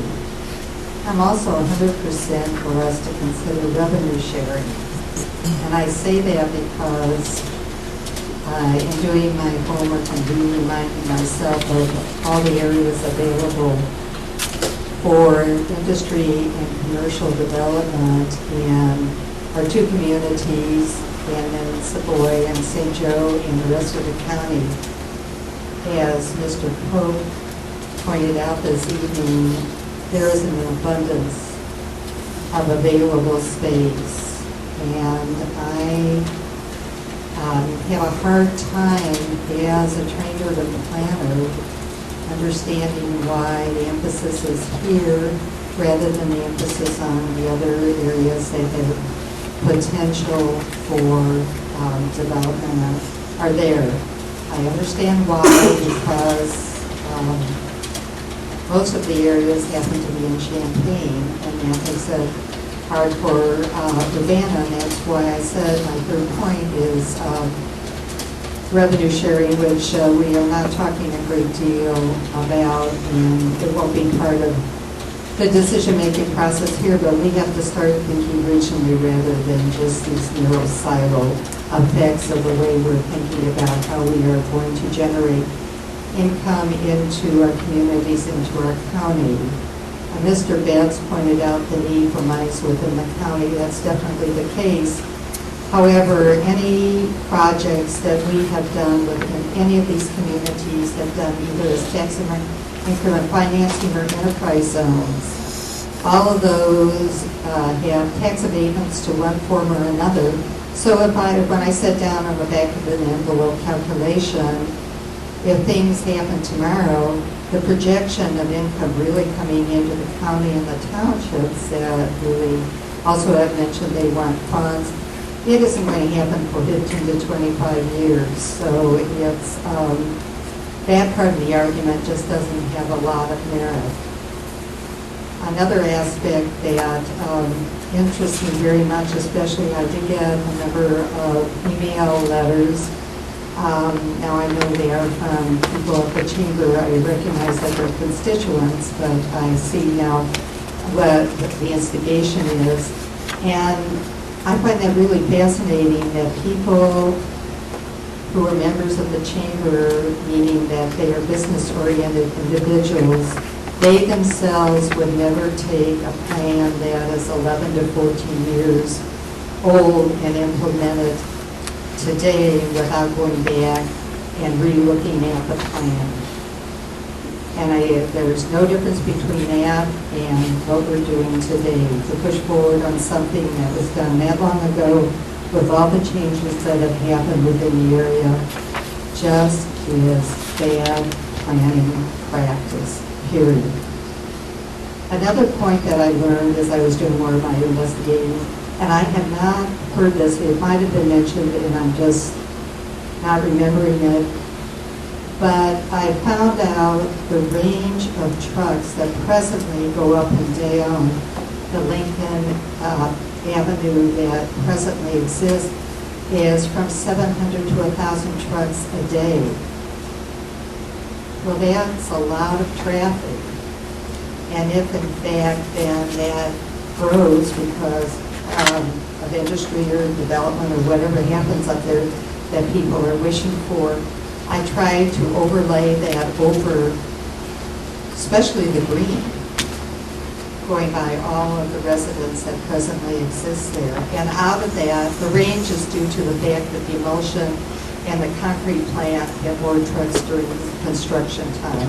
And out of that number, 300 to 400 of them come from Super Value, and those trucks will be going up there because they want the connection over to Newell. As we think about the residents in that area, I do think that's part of the this factor needs to be folded into the conversation and our consideration on what our decision is and what should be done there. And for those reasons, right now, I have to vote no on this because I think it is time for us to go forward and have fresh studies. Things have changed too much, and the amount of money that's being put forth that this might cost. Mr. Blue might clarify this, but I thought I heard that out of that amount of money being talked about, that half of it could be provided by some other sources, but if Mr. Blue would clarify that, please. Thank you. There is a possibility that if a new study was undertaken, that if it was approved by the policy committee at CUATS, that there would be federal funding up to 50% to fund that project. But obviously that's money that was going to do something else, so you're just switching one to the other. I understand that, just the follow-up, I understand that, but what interests me in all of the arguments that are being put forth that this is $170,000 to $180,000, that is sort of a lost expenditure, when in fact we really don't know that, because that expenditure may turn out to be a route that actually is more efficient, saves us more money, less concrete, et cetera, et cetera, et cetera. Right. Stephanie, and then Jay. Before I even get started, I would like to set the record straight so our minutes read correctly. Steve O'Connor has also built roads, so I think it was mentioned that only Mr. Langenheim has, but I want to give credit where credit's due. All right. This is a very well thought group of individuals that I currently am sitting on the Champaign County Board with. I think that each and every one of us have our own opinions, but I also think that we've not rushed to make a conclusion. There are, as you have heard this evening, there are people that absolutely don't want the road. There are people that absolutely do want the road. There are people that absolutely don't want green, and there are people that absolutely don't know what we should do. I think with the confusion that's going on, and there is, part of it's an emotional confusion, because who wants to take whatever, whether or not there's a house there, who wants to take somebody's land from them? I am a property rights advocate. I keep saying that. I'm going to say it over and over and over again. It's about sovereignty. It's a moral decision of what we're facing, and I think that's why this decision is so difficult. I have been in development. I've participated in 8 developments, all residential and some commercial. Before we ever begin, the process starts sometimes years and years and years, and then you actually go to develop and build it, and you always update your information. I'm not satisfied with an 11-year-old study, period. Before we get started, I guarantee you there's going to have to be additional studying done. It's not going to, bam, start. It's not. I don't care what you tell me. I've been a part of it. It doesn't just immediately begin. If it does, I'm going to be shocked. I'm not going to participate in removing anybody's rights to their land. Just not going to do it. I would hope that Mrs. Squire would come to the table and we can all work on a compromise. Therefore, I think we need an updated survey study on this entire area. Do I want to see economic growth? Absolutely. My son-in-law was just laid off from his job. They're going to deliver a baby in July. He has no benefits. Do I want economic growth? You bet. This is personal. But do I want to do it in the best possible way that's going to serve the people of Champaign County and beyond? Yes. I think we have to take a step back and say, we're proud of the decision that we made as a group. 10 years from now, we're going to be proud of the decision that we've made. We don't want to hurt anybody in this. We want to advance our community the right way. We don't want to do it the wrong way. 11-year-old study is wrong. Let's get it updated. Let's do it right. Let's give the people the dignity that live out there that they deserve. And that's everybody. It's all the landowners out there. We don't have the right, as far as I'm concerned, to tell them what they're going to do. We want to advance our community, and we want to do it in the best possible way. That's why we're elected to do that. That's our job. I have discussed with people, I've received emails, I've received phone calls. I've engaged people that had no clue as to what is going on. I've handed them a map and said, you tell me what you think. What's the best route?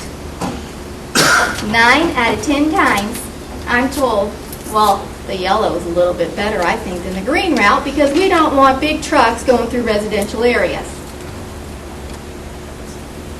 I think we have to come up with a solution that's mutually beneficial to all parties concerned. That means a new study. Bottom line, I don't care who likes it, where we're at. We do the right thing, the right way. As I said before, we want to be proud of the decision that we make. We want to be proud that we built the right development, the right roads that serve the community in the best possible way that's advantageous to grow our community. Bottom line. Amen to that. Thank you, Madam Chairman. I think most of you know my feelings on this project, but I've got a couple of thoughts tonight, sitting here to listen to everybody. The Chamber, EDC, the cities, they all have a vested interest in economic development, and I understand that. That's what they're all about. But you know who we represent? We represent those people out there. They're in the county. We are their representatives. There's where we ought to be focusing our expertise at. The only folks that's helping the people out there that's faced with this dilemma is themselves. With one exception, I was pretty proud of Farm Bureau standing up for property owner rights, and several of you have. And I even find it a little eerie because even my good colleague Tom up there is concerned about eminent domain. I am emphatically opposed to eminent domain for projects that are questionable. And at the very least, this is a questionable product. And I would never, ever use eminent domain to take land away from those people out there for the circumstances that we have before us tonight. Thank you, Madam Chairman. Thank you, Madam Chair. There is an old adage that goes, good, fast, cheap, pay 2. Makes sense. You can have it good and fast, but you can't have it cheap. You can have it good, cheap, and not fast.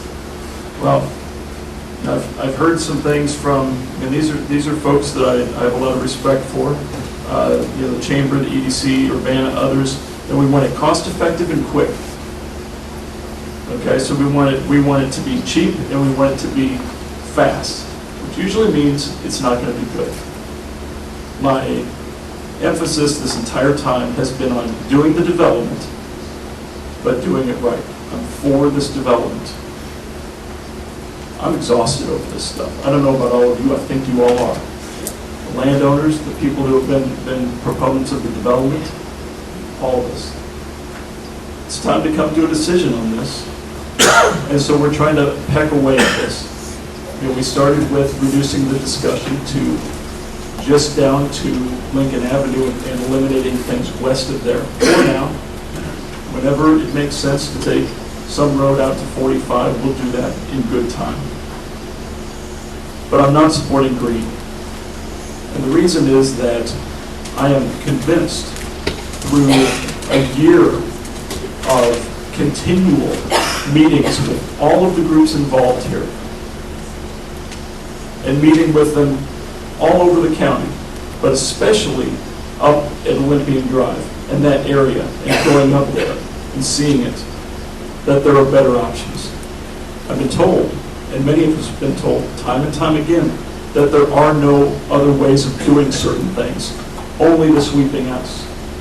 Well, we've proven that there's more than just the sweeping S as an option. Is yellow a great option? Maybe not, for all the reasons that have already been said. Is green the best option? I personally don't think so. I understand why people do. Times change. Since the time of the study, times have changed. I almost always agree with my buddies in District 9 that this one, no, can't do it. Times have changed since this time. We need new information. We've got a lot of good information, and I'm convinced that because of the new information, there's something better than green. You know, if I had my way, I'd go straight up, straight north, and make a stop sign in Lincoln, straight north on the southern part of Lincoln. But you know what? That's not an option. So in the interest of where we are in this entire process, compromise is the operative word. I'm going to vote down green. If it fails, then I encourage us to look at other options. Maybe it's something along the lines of what Mr. Alex stated. But my goal here is minimal impact to the landowners while doing the development. That's been a consistent mantra of mine, and I stick to that. Thank you. At the risk of displaying engineering incompetence, if you take a look at this map, if you can read an aerial photograph, I can, you will find that the green line uses the least possible amount of existing row cropland by about 2.5 times, the yellow line is about 2.5 to 3 times as much cropland going out of production as going out of production on the green line. Now, in defense of my engineering background, remote as it is and minimal as it was, I must say that the one thing that remains, we don't use optical instruments for surveying anything, but things like that. But nonetheless, there is a state of mind, and in order to get into engineering school, you have to have a lobotomy, and I had mine. And I've talked to all these engineers, I've talked to the planners in all the cities, and I've listened to the testimony of the engineers that have come before us. And it is my considered judgment that the green line is by far the most suitable from the point of view of just engineering basics, and also from the point of view of causing the least disruption to the populace that's actually affected by the line of the road.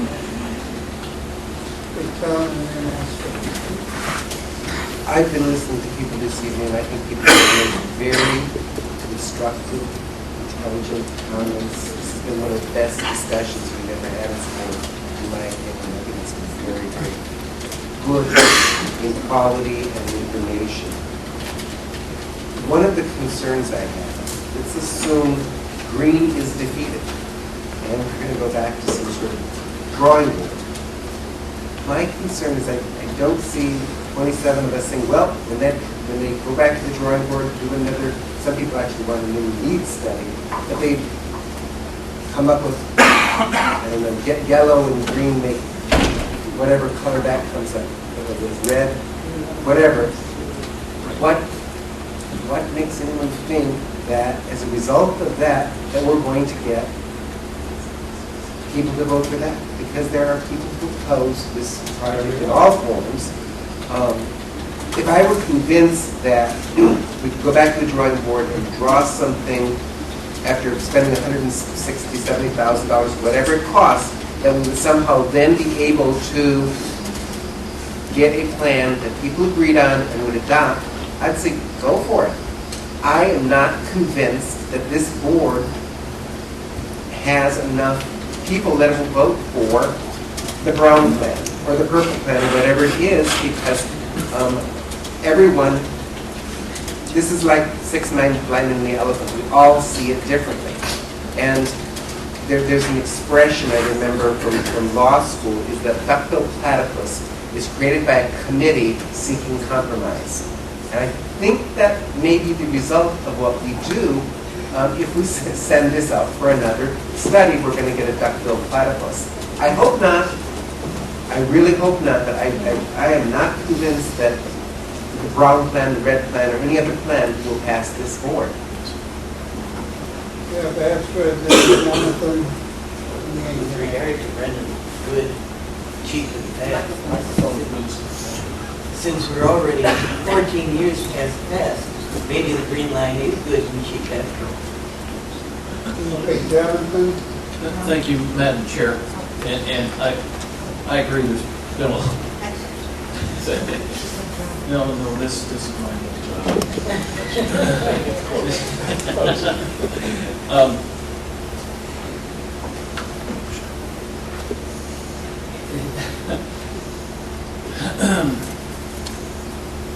See, I lost my train of thought. There we go. I'm back on track. The last few days, it all started after our caucus, and I was going to say, I want to echo one point Tom made, and that's the discussion we've had, and it's been very good. That's what our committee meetings are supposed to be all about. And no mindless gun smacking either. I don't think we've had much of that. Not much. But I'm not done yet either. So.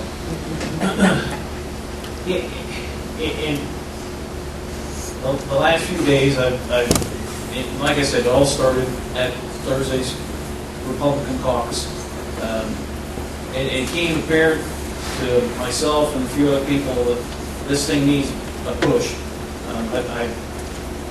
It's taken a while for me to come around, doing Apollo to Lincoln, on Olympia. I think it's needed. I need a lot of convincing funding. Need a lot of convincing about whether or not there's actual money to do this project that wasn't going to take from anything else, be it in the county, and that was taken care of.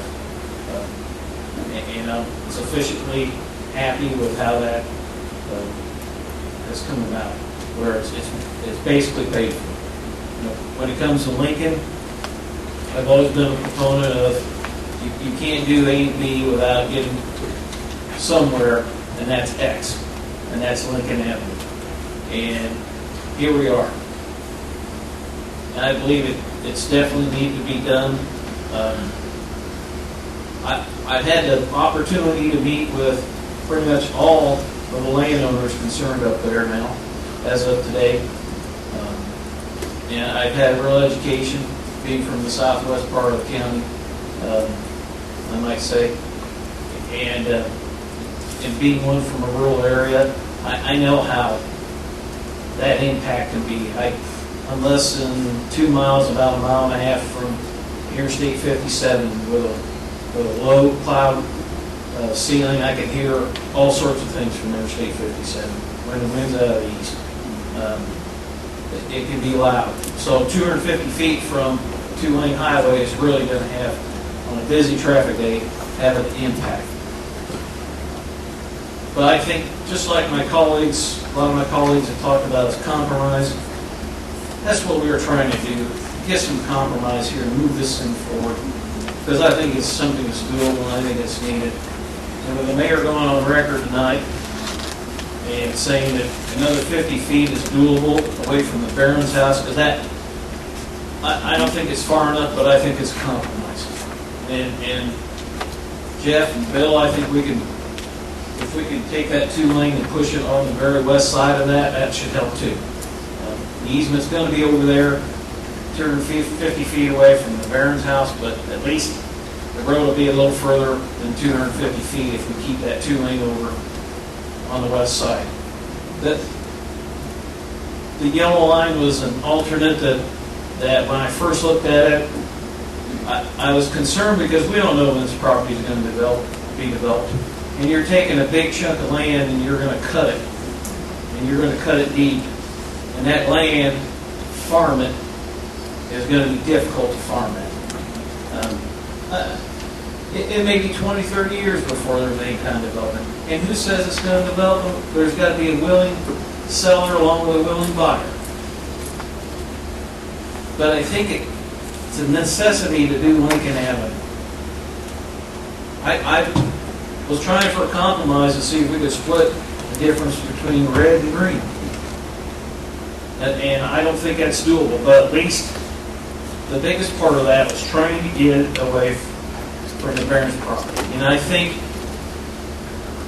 when it comes to Mr. Cope, I think that there's a pretty good chance too that we can keep that right away out of his property too. And I hope we can do that. That'll be a charge that we can do that to stay away from his property. Where we don't have to purchase or condemn any of that property there. So I came into this today thinking that I wasn't going to support Lincoln Avenue with the green line. I wanted to see the red line. It was the original study. It was a choice of even engineers. I sought compromise. A group of us over time have been trying to figure out what we can do is best up there. I mean, I don't know how you keep big trucks off. Trust me. Oil and chip township roads are 14 foot wide. I mean, and I'm not talking about grain trucks with hopper bodies. I'm talking about there are trucks that will go anywhere in this county at the right particular time. We just need to make a path, I think, up there. And alleviate what will be old Lincoln Avenue and get this on a road where those trucks won't want to get into a soft medium on a 14 foot or whatever it is, 20 foot oil and chip up there. They'll want to stay on a 2-lane that's got a shoulder that's hardened, and hopefully it'll cut down on any dust. There's going to be dust up there, but hopefully it'll cut down on that. So I've come into this tonight thinking I'm going to go ahead and vote with green, and I'm not changing my mind, but I desperately try to find some type of compromise. And I don't think if we're going to spend a lot more money to try and find that, when we've got resources that we need to plug money into in other places, like upkeep in this building or taking care of streets or roads we already have in the county. I think that's it. There's some other caveats that before we make a final vote down the road that I'm going to put on green. So with that, thank you for you. Okay, Jan, and then Laura. A lot has been said, and it's been very interesting, and I think good to hear this. But responding to some of the other comments, I agree with Mr. Schroeder. Compromise is always good. But I went to hearing when Urbana was holding that study, and I remember that night we had to fill out forms, and Hal talks about visuals and buffering.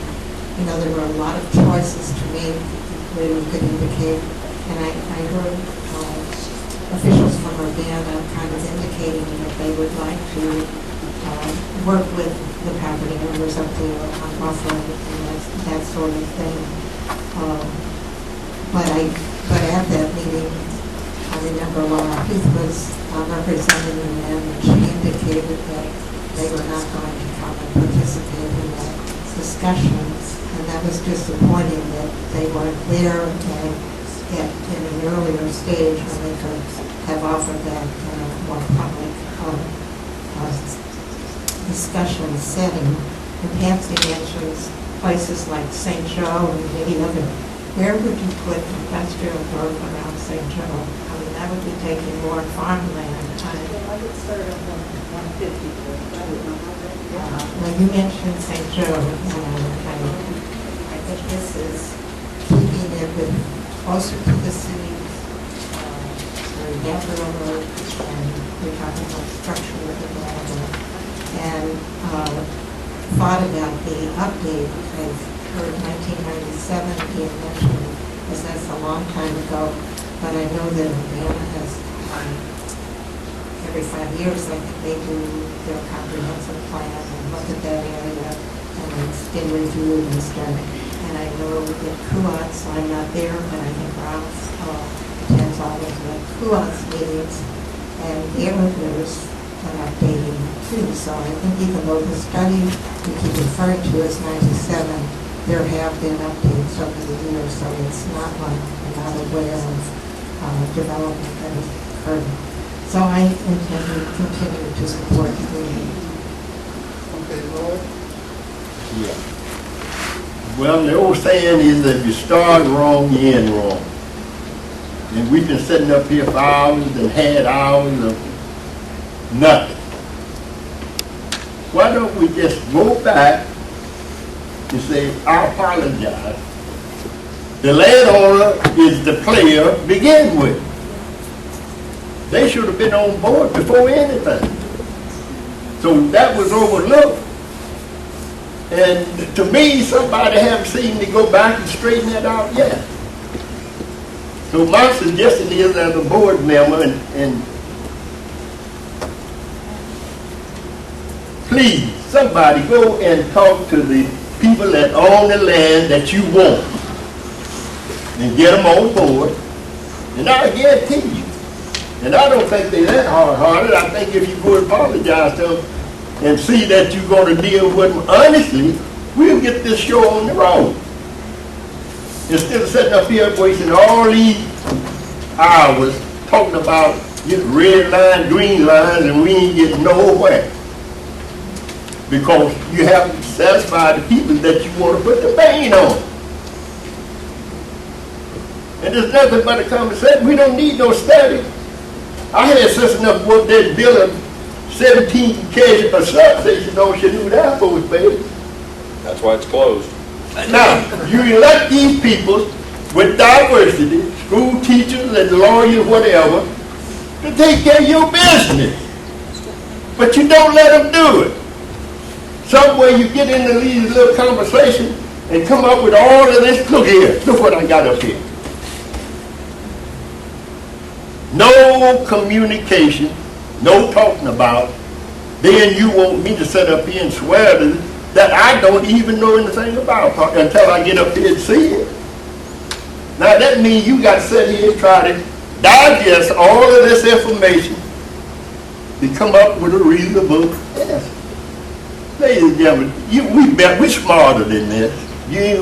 We smarter than this. I think we need to quit politicking a little bit and get down to business. That's the problem. And cut out, let your committee, go back and let your committee solve this. You don't need to spend no money. You got people that here is able-bodied enough to solve this problem if you just give them the chance, which should have been done in the first place.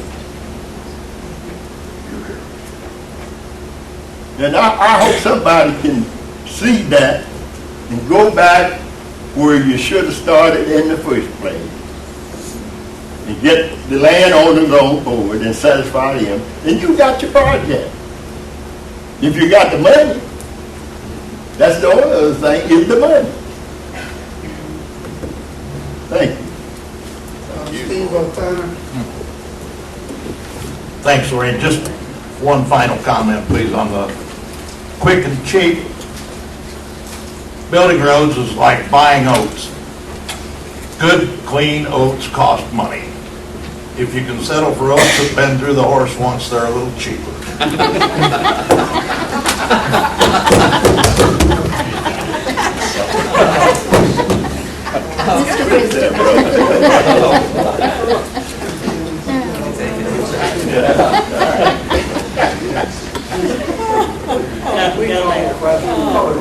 We needed that attention.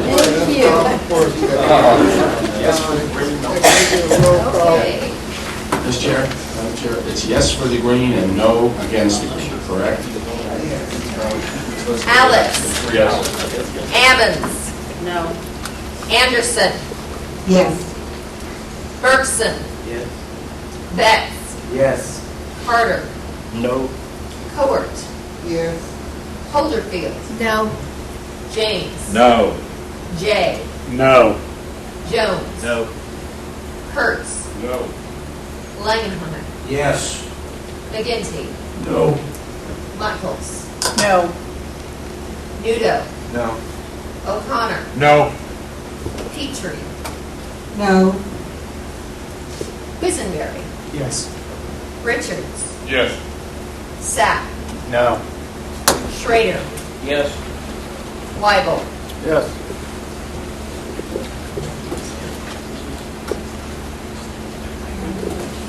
Bill? Bias? With the consent of the board, I would like to have you direct Mr. Blue at the next meeting, a month now, to come up with the alternatives are to completing Lincoln Avenue to Olympia Drive. At the next meeting, if possible.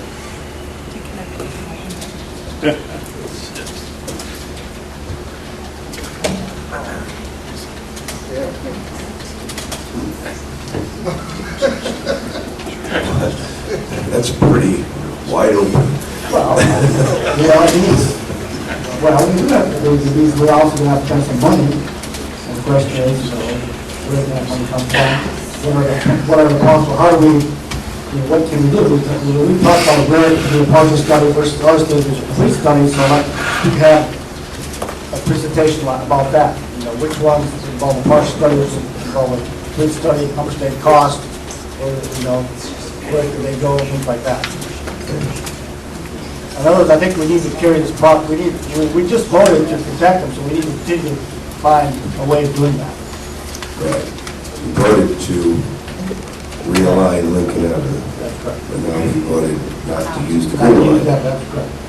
You voted on Project A, which was Olympia, Part of order, I have before Ms. Michaels, we voted twice, we voted for this next. I apologize, I'm sorry. Policy accepted.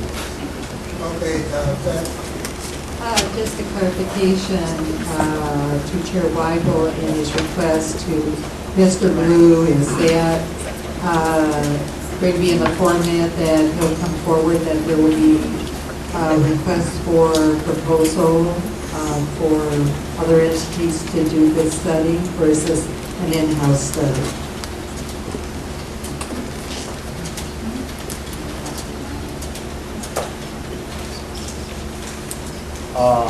I just asked Mr. Blue to come up with,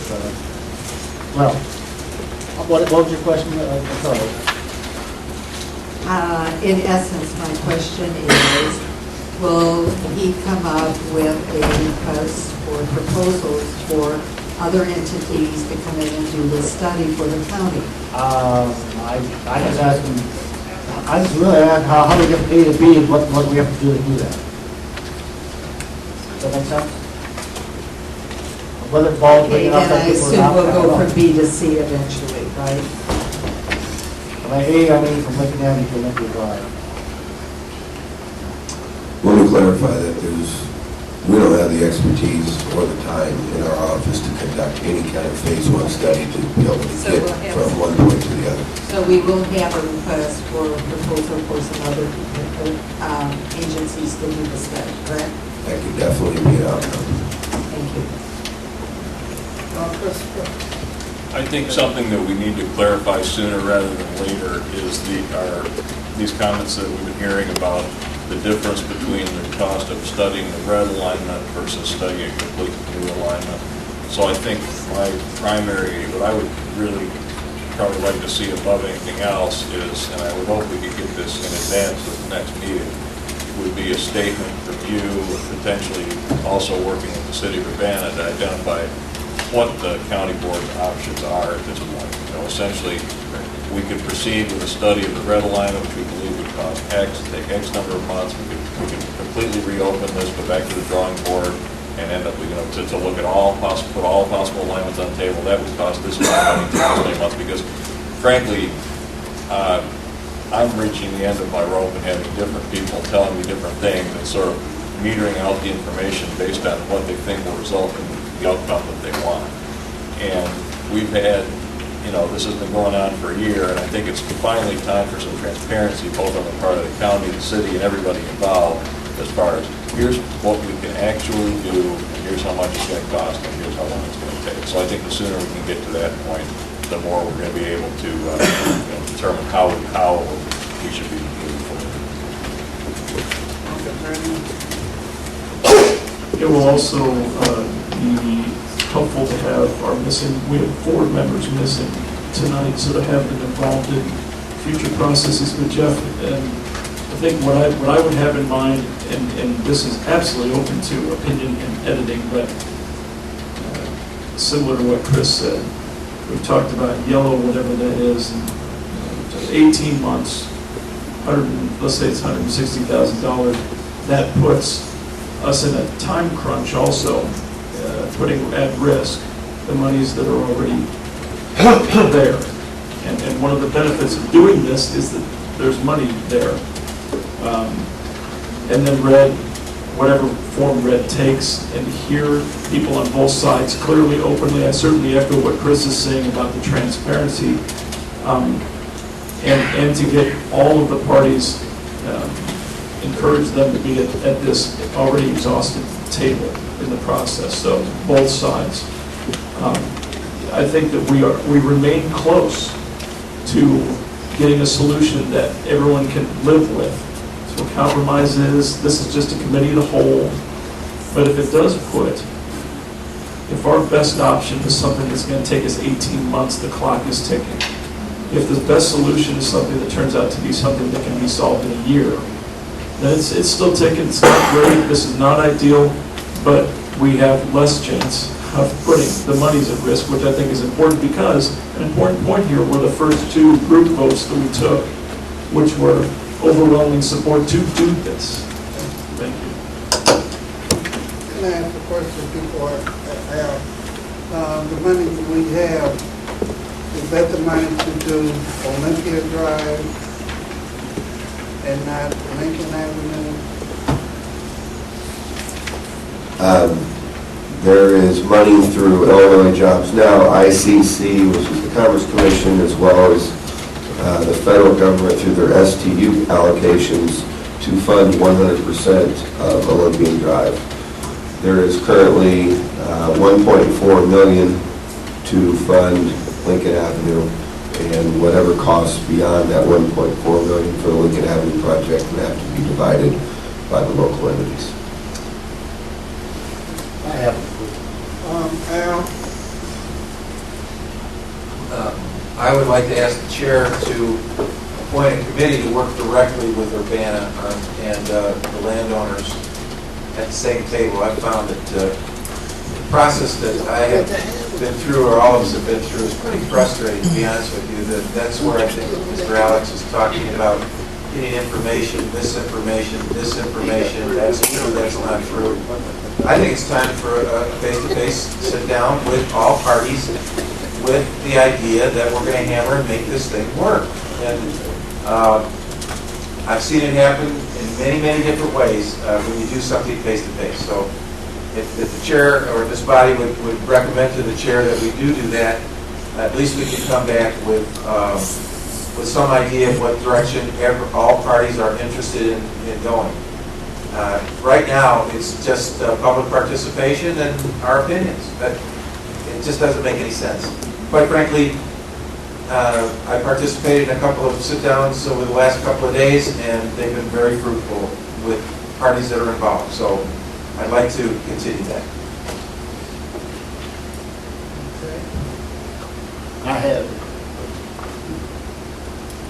I have the floor now? Yes, you have the floor. Okay. I just want to clarify this. We talked about county property when you talk about roads, county roads not in the city. Once Lincoln Avenue and Olympian Drive are constructed, they would not be county highways. But current Lincoln Avenue is a township road, not a county highway. So that's what I wanted to clarify. Olympic Road not considered a county road. No. No. Right now, everything west of the railroad tracks is maintained by the city of Champaign, not by the county.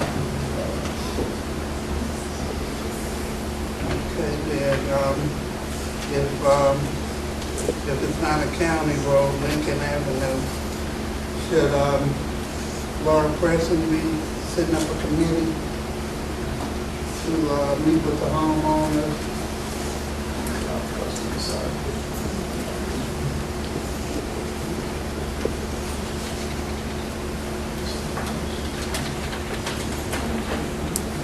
Madam Chair, could I ask you a question? Yeah.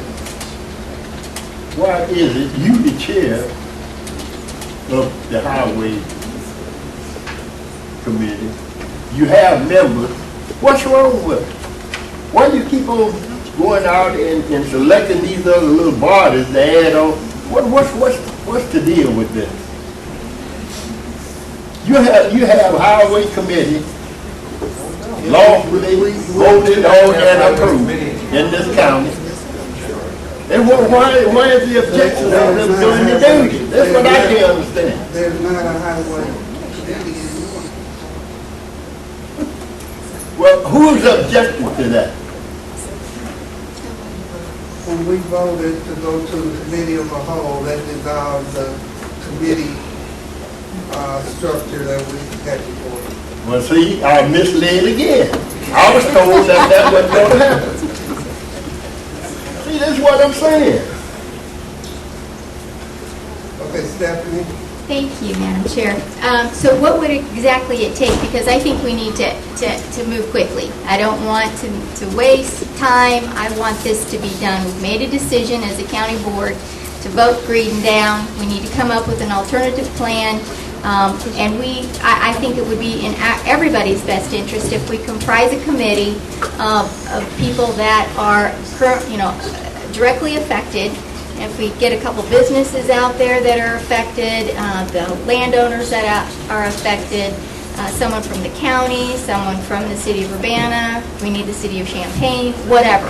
But I think whatever we do, it needs to be done ASAP. No letting grass grow underneath our feet. Let's get something put together, and if that's the case, then how do we go about doing that?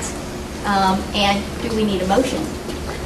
Okay, but we're not gonna get stand and then pass. That's what I was going to say. With some members being absent, it'd be best probably to wait to the full board meeting. But I'm just going to say this, since we're the committee of the whole, and we have committees that have been working on some of these issues. Exactly. And then when everybody comes back to us, we still have 1,000 questions. What is wrong with all of us being in the same room, and Mr. Blue, and the mayor of Urbana, and whoever else wants to give us a presentation, give it to us. That way we're all hearing the same thing, the same numbers, the same graphs. And if anybody says, well, that's a lot of work, well, it's a lot of work to sit here all the time and go back over it 50 times. Why do we always got to have a little committee that reports back to us? So I would suggest to you, Madam Chair, since Lloyd and I both concur, you have the power. Right. Rule that's how it's going to be. And I agree with you. Thank you. Transparency. Thank you. I'll call you tonight. You have people that have been doing this and have the expertise because they sit here and learn it. Then you're going to throw it out? Come on, please. They've been building bridges and roads for you. And you haven't had any problem. Now all of a sudden they got so dumb that you're going to, come on, please. Okay, Patsy. Okay, I'm really getting confused. I thought the point was to have the engineers come up with best alternatives, at least 3. Now, maybe the county board wants to set out the parameters for those engineers to be looking at. So I think I understand that's not the way the directives from IDOT work. Maybe Mr. Blue can clarify that, but I have some clear parameters that I would lay out and would like to see 3 possibilities come back so that there are 3 things to look at, not just one, which is in essence what it was this evening. I think when IDOT do their study, it wouldn't be anything that we would lay out. They would study the whole perimeter. Oh, I have a follow-up question. Whatever happened to Project C in all of this conversation that's on this map? Project C is, Did that what was die in the dialogue or what? Project C is what was brought to the committee by the attorney for the land. Point of order. Yeah. The reality is we have voted on the item, which is the green item. There's nothing on the agenda right now. The chair of this committee, in drafting the agenda for next month, or in combination with Mr. Weigel, put these issues on and people can make their suggestions, but this is actually out of order. Can I just say that literally the timeline, if we're going to go through a full-blown phase 1 study, is tighter than you would believe, even though we can't bid this thing until 2013. So to, like Ms. Soderfield said, to let any grass grow underneath this thing could be disastrous to the ultimate outcome, which was voted on heavily in favor to build, an Olympian and to realign Lincoln Avenue. So the quicker we can move. Jeff, I don't disagree with that. Simply that there is nothing on the agenda or a motion, and that motion is out of order. We are having a meeting very soon. The agenda can be drafted by Ms. Howard and Mr. White, put on our full board agenda as an item that we can address, and people can make their suggestions of the motion.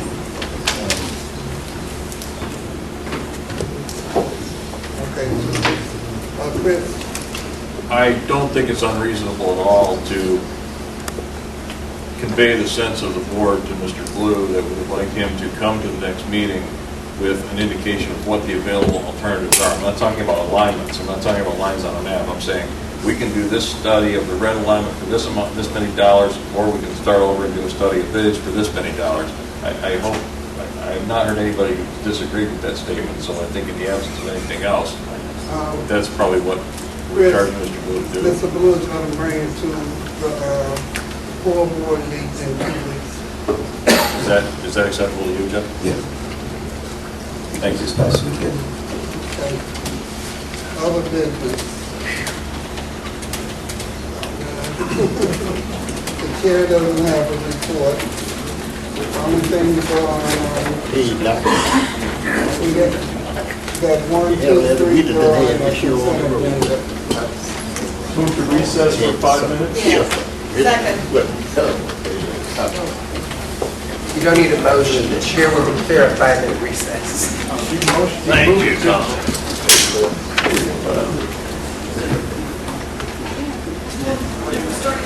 Folks, we have a few presentations tonight at county facilities. I note that there is a very extensive environmental land use agenda this evening. When Mr. Kurtz comes back this evening, I would like to colloquy with him because I'm not sure we are going to get through that entire agenda. And I think that the full county board meeting has a lighter agenda, and we may want to, rather than give those items short shrift or not enough time, we might want to delay those rather than let Mr. Kurtz, when he gets here, make that decision.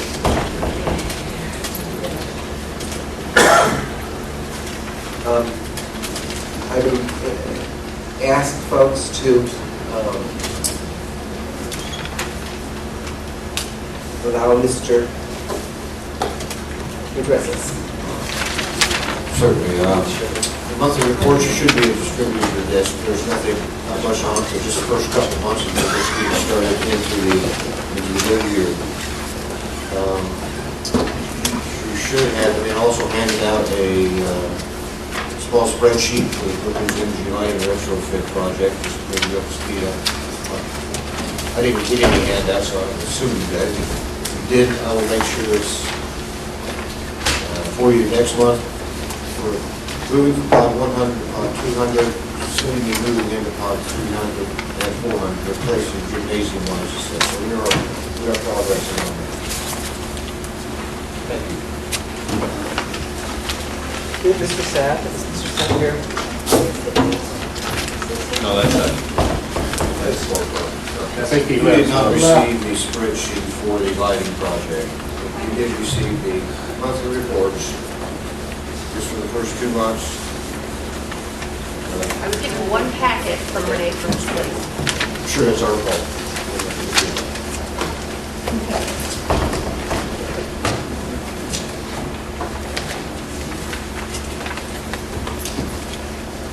May I move on? Apologize.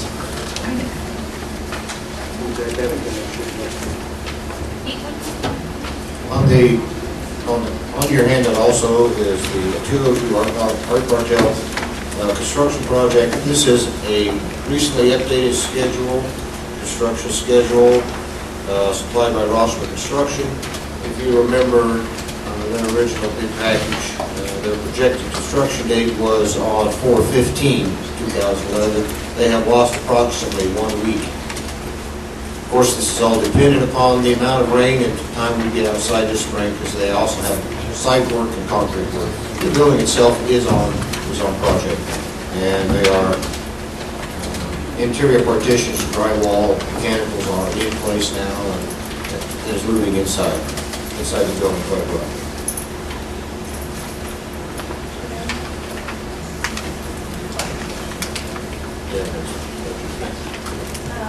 Just an information question. I wasn't on the board when this building was approved, so my question is,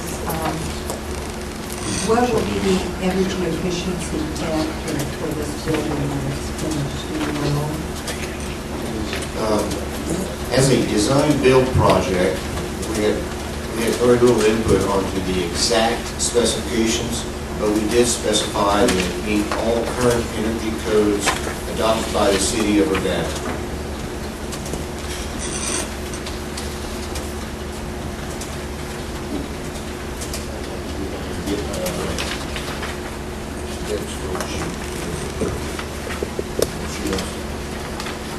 The monthly project budget report is for the 2R2 Bartel, been updated for you by Ms. Busey and Entertain a motion to receive and place on file. So moved. Second. By Ms. Covert, second by Mr. J. Discussion. All those in favor signify by saying aye. Aye. Those opposed, the same. Motion carries. Okay, this next item is just an overview of the qualifications-based selection process. And we're doing this for new board members who've never been through this, and to remind old board members how this works. In this presentation, I am not going to go through the whole thing. You each have the handout at your desks. I'm going to go through the initial stages of it in summary. Yeah, there was one at each desk tonight. Thank you very much.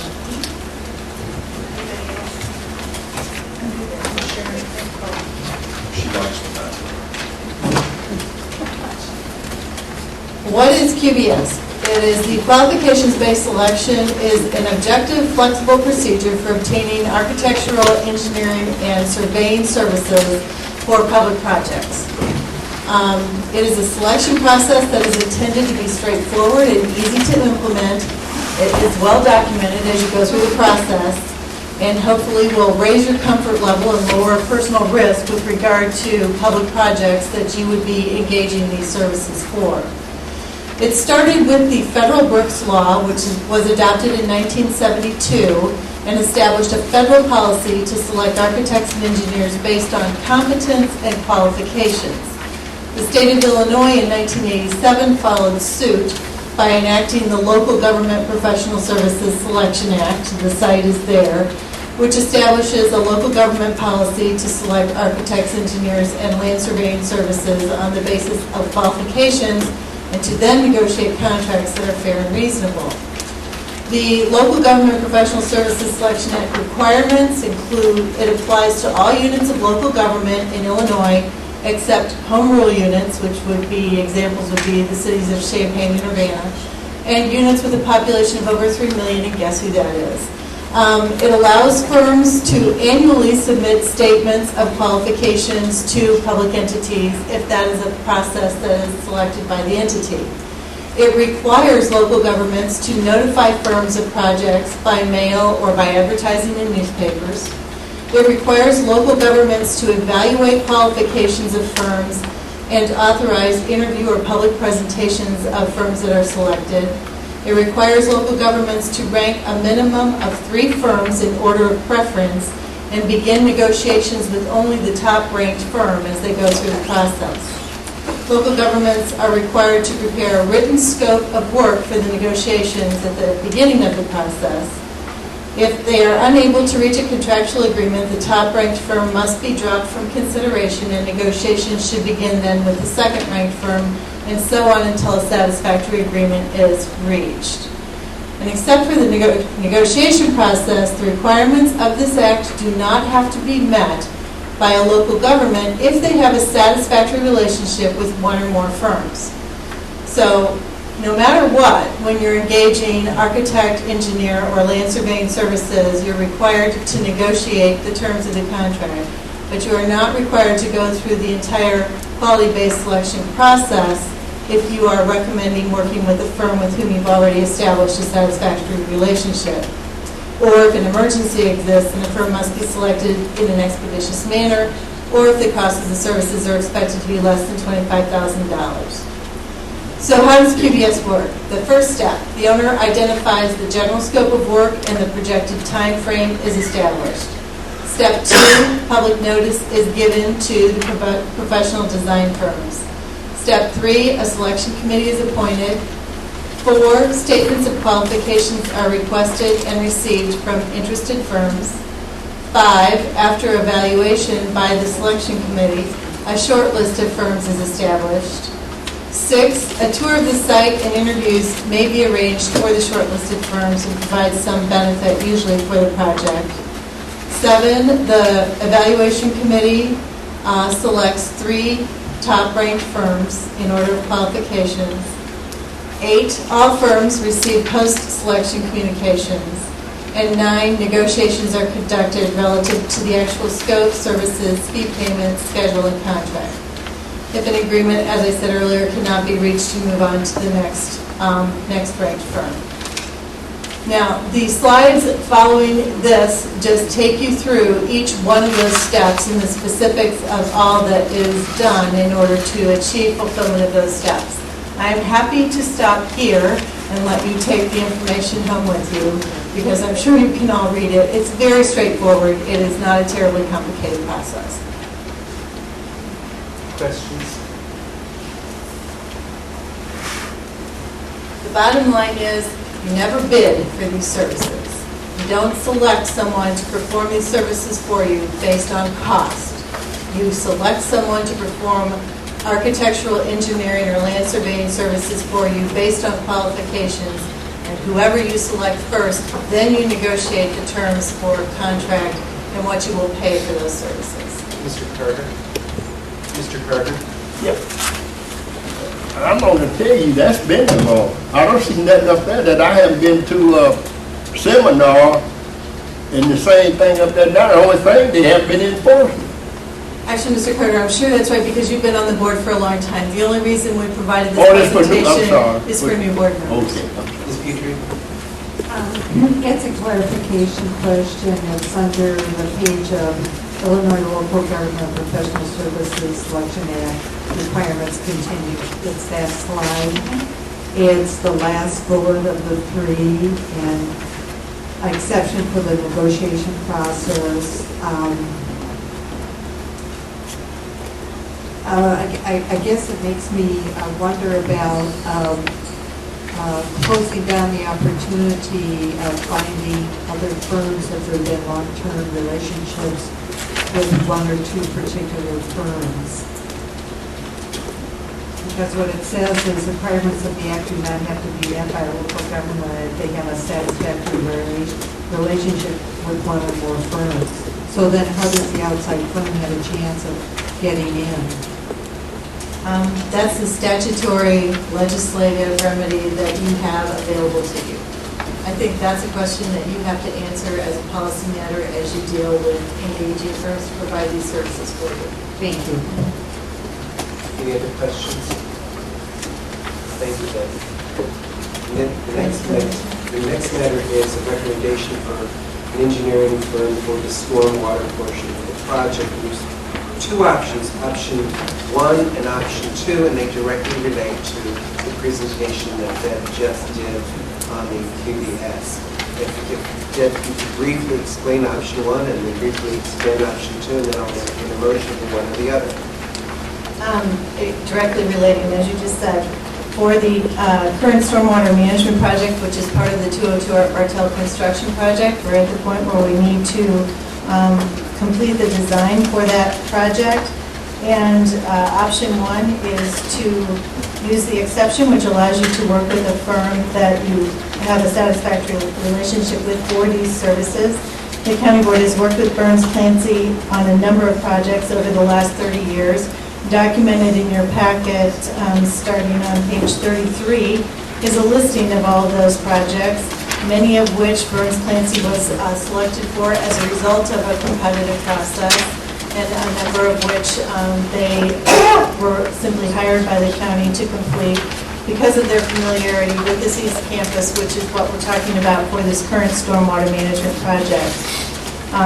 If the county board were to select proceeding with Burns Clancy and moving into the stage where we would negotiate a contract with them, the next steps would be to appoint a negotiating team to negotiate the detailed scope of work for this project and the fees. The county board can require the identification of any sustainable or green solutions to be incorporated into this project as a portion of the scope of work. The time frame, if this option is selected, this is very aggressive, what appears on page 31 of your packet, but it is possible that a contract could be negotiated and presented to you for consideration at the county board meeting yet this month. Option 2 is to go through the process which we just looked at with the steps that are defined by the qualifications-based selection process and the outline of the steps and the time frame. Again, it's a very aggressive time frame. But the worst case is that it would take an additional month, meaning that the project would begin 5 weeks later than if we select option 1. Alan and I concur in our recommendation to county facilities that we adopt option 1 as we believe the greatest benefits can be achieved in both cost and time in getting this project moving forward, with the utilization of the firm who has already done so much work and is so familiar with this entire project because of all of the work that they've done on this campus over the years. Mr. Richards. I'd like to move option 2. Is there a I second? Second by Ms. Petrie. Mr. Alex, this is for discussion on option 2.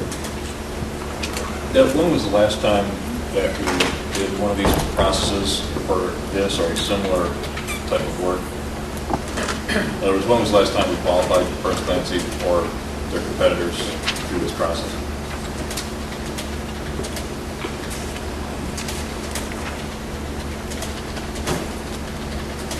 In 2006.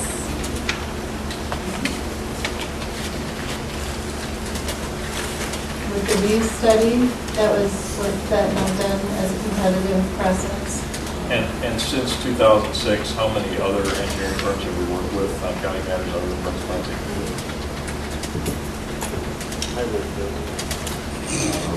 Engineering firm for the highway fleet maintenance building was selected by, it was not Burns Clancy Associates. So it was a firm selected, worked with, yes, BLDD, that is correct. And in that time, in the past, I'm sorry, Reverend, in the past 5 years, have we worked with any other engineering firms other than those two? Have you worked with HRA in the last 5 years? No, we have not. Okay, thank you. Mr. Kirby? Yeah. I see, I don't see any place in here where you're supposed to have minority participation. That's supposed to be the law too. Fact of the matter, that's what I missed the last meeting last Tuesday. I was at Caterpillar at a seminar, going over small business. And any firm that bid on any particular project that have $1 billion in it supposed to list the participation of his minority participation. I don't see that in here either. So what I'm saying is, and we talked about this, we've been trying to get the county to fess up to its low participation of minority contractors. We still can't get off the ground with it, but we always want to set it along. I don't know how some parking ticket can have priority over somebody's rights to have a job. And that's what we seem to do.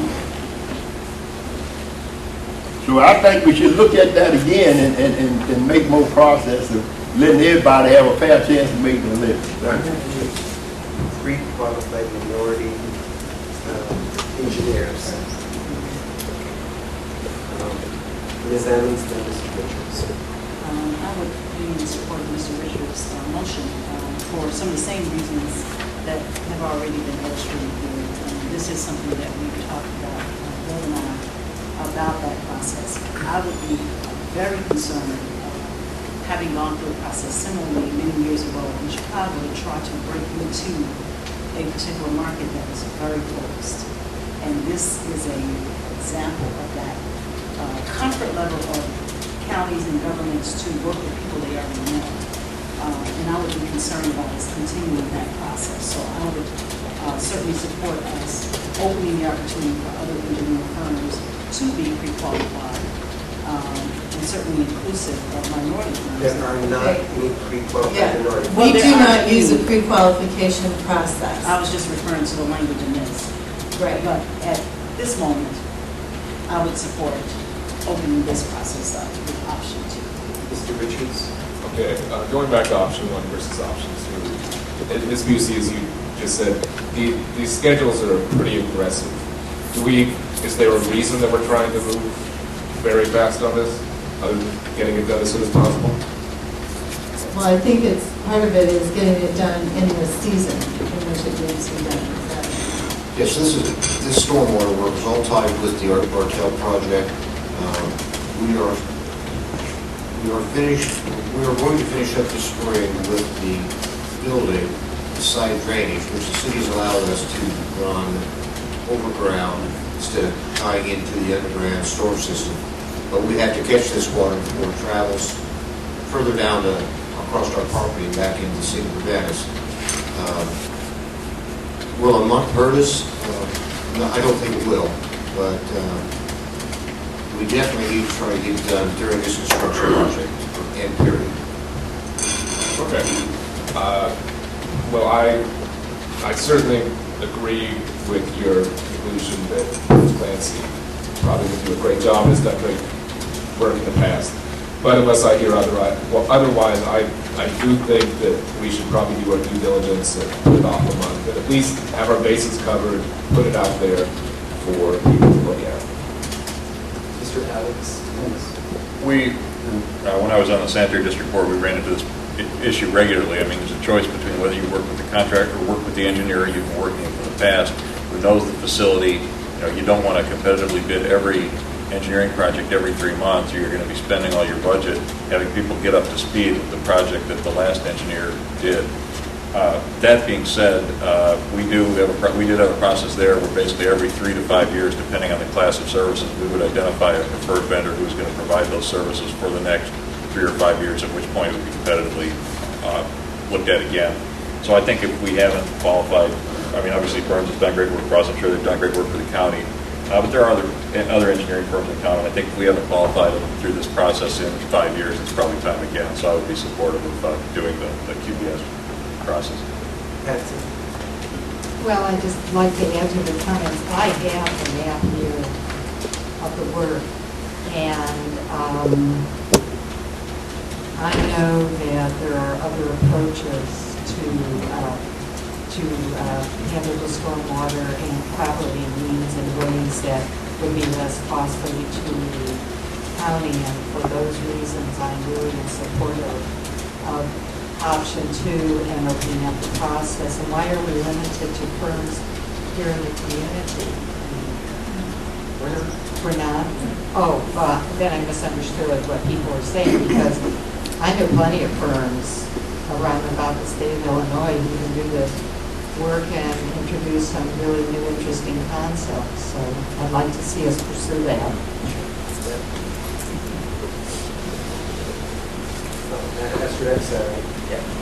It says here, Northern Watershed Stormwater Concrete Box Storm Sewer Extension. Do we go out and ask them how they will do that without checking whether there might be something better that they could do? I mean, are we asking them to do stormwater management or asking them to do the concrete box? I asked Burge Clancy to put this history of their workforce on the East Campus together. They chose to put that on there because they did work for DLDD. They did work for DLDD and did design the stormwater retention ponds that are now around the highway fleet maintenance building. And they did start of a design that we have part of this concrete block storm sewer extension already installed underneath the new driveway that leads from Main Street to the highway fleet maintenance building. So that's the name they chose to put that on. We know our basic scope is we have to extend that box somehow, somewhere to the west, to the east, and then tie it to the rest of the northern watershed of East Campus. So that's how they come up with the name.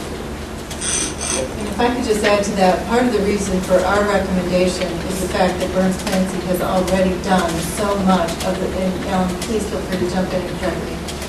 They have already done so much of the work that is associated with stormwater management for this entire campus. And it is very likely that work that they have already done for us would have to be done again if we hire a firm who hasn't previously done that work for us, which we would envision as, because they own the work that they've done, and a new firm would very likely have to engage again in doing some of the things that Burns Clancy has done to be brought completely up to speed to move this project forward. Is that accurate? That is correct. Mr. Shea. Well, nobody dislikes spending money for professional services any more than I do, as any of the people who's been around here long would tell you. I think, though, in this case, we might be missing the boat. Burns Clancy has done a lot of work. In fact, I made a comment to Mr. Burns one time that I didn't know how he could survey again without hitting the stake that he'd surveyed there before. Because as we was developing the East Campus, we kept having the lots surveyed. But Deb made a good point, and I don't want to belabor this. He has already done a lot of the work here that's done presently, and with plans to do more. My concern is we might get more for our money. You don't know in this process. I don't like this process that Deb just showed you, because you go up there and you pick out these people not having a clue what they're going to charge you, and then you have to negotiate a price. Well, they've already got you the first door open, but I lost that battle, by the way, every time I was told we had to do that. But at least with Burns Clancy, we know what we're getting, and I do believe that he could probably do it for less money. Very quick question. We have a question here. What was the budgeted amount, Alan, for this stormwater? Is it 450? That's right. Okay. Yeah. Thanks so much.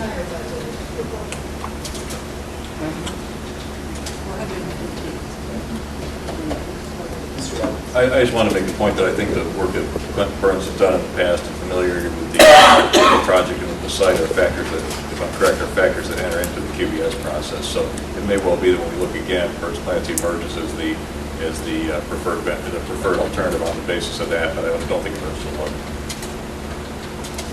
Other questions, Mr. President? Yeah, could you make an estimate of how much rework or getting up to speed would have to be done by the engineering firm? I was asking an expert. Yes. Oh, sorry.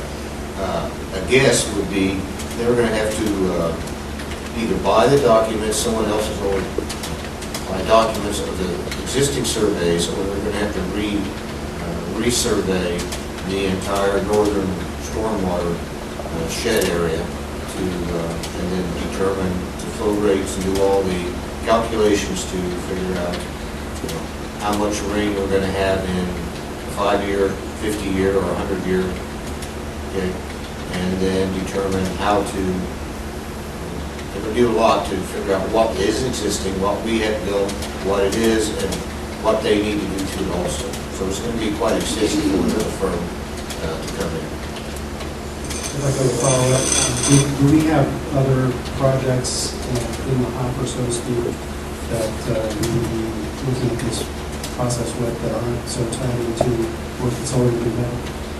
Certainly, anything that we would move forward with regard to the jail would be something that we would definitely be starting over with in terms of, it's not related to what this work is and will require engineering services.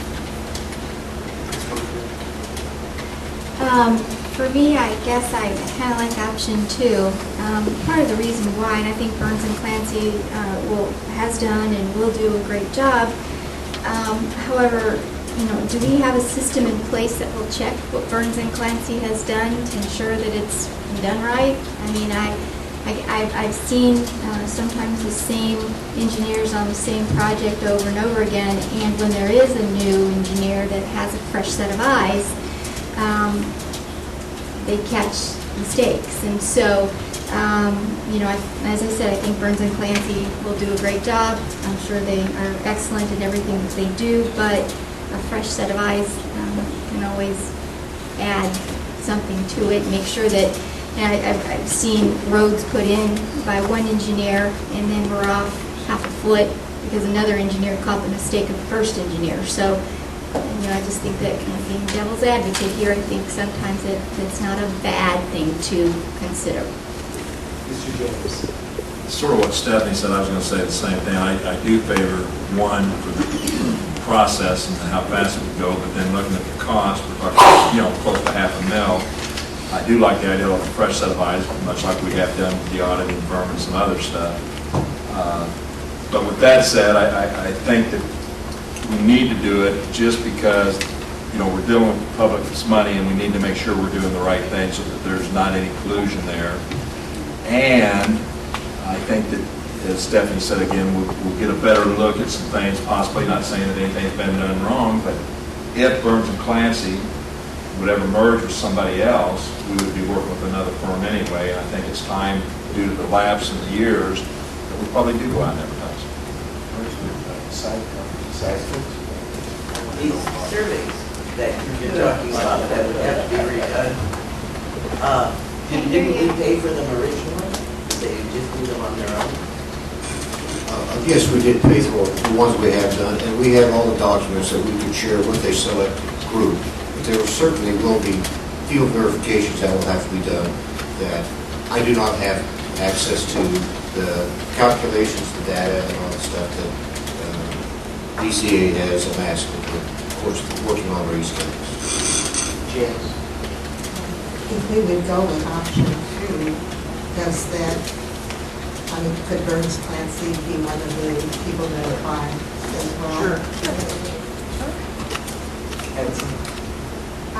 To reassure my fellow county board members, since I've worked on a lot of these projects, it's good to have fresh eyes. It doesn't take a lot to get up to speed. They're professionals. And I would encourage, you're only talking about engineers, it should be engineers and landscape architects. And one of the things that I see in the present plan is that it's through the engineer lens and not through the engineer and landscape architect lens. Mr. Chairman, will this project involve the retention basins north of the highway building?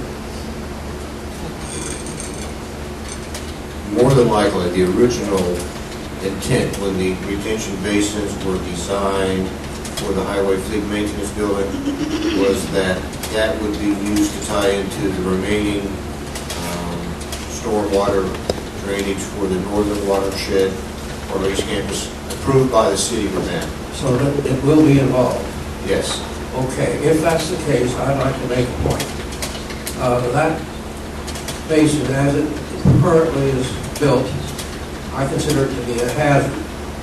You have a stone wall around it. When it's full of water, you fall into it, there's no way to get out. In other words, it's a vertical wall. And if it's a child or something like that, you might have somebody drown in there. Other questions concerning the motion that's on the floor, which is option 2, Mr. Fisher? I was just going to call the question. Second. We don't really need to call because no one else has their hand up to talk. Did you want to? Since I sense a division of the body to some degree, I'm going to ask that the clerk call the roll. Yeses for option 2, no is against option 2. Alex. Yes. Ammons. Yes. Anderson. Yes. Bergson. Yes. Betts. No. Carter. Yes. Holderfield. Yes. James. Yes. Jay. No. Kurtz. Yes. Langenheim. Yes. McGinty. Yes. Michaels. Yes. Nudo. No. O'Connor. Yes. Petrie. Yes. Quisenberry. Yes. Richards. Yes. Sapp. Schrader. No. Weigel. Yes.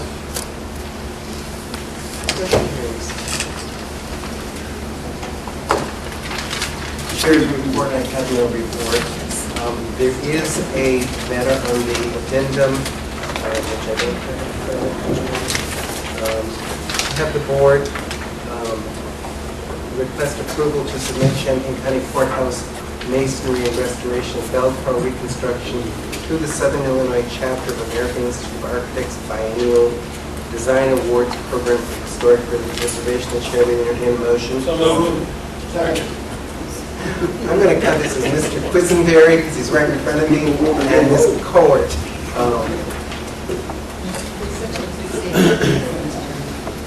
And if we can consider this to be done at the committee so that they can get started on this. All those in favor? Aye. Those opposed? Hope we win. Yes, we need a negotiating team under option 2, since you adopted that. And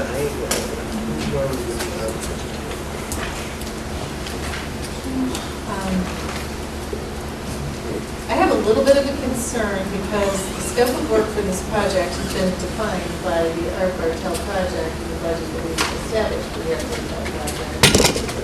And I believe I am hearing from board members that you think the scope of work should be expanded.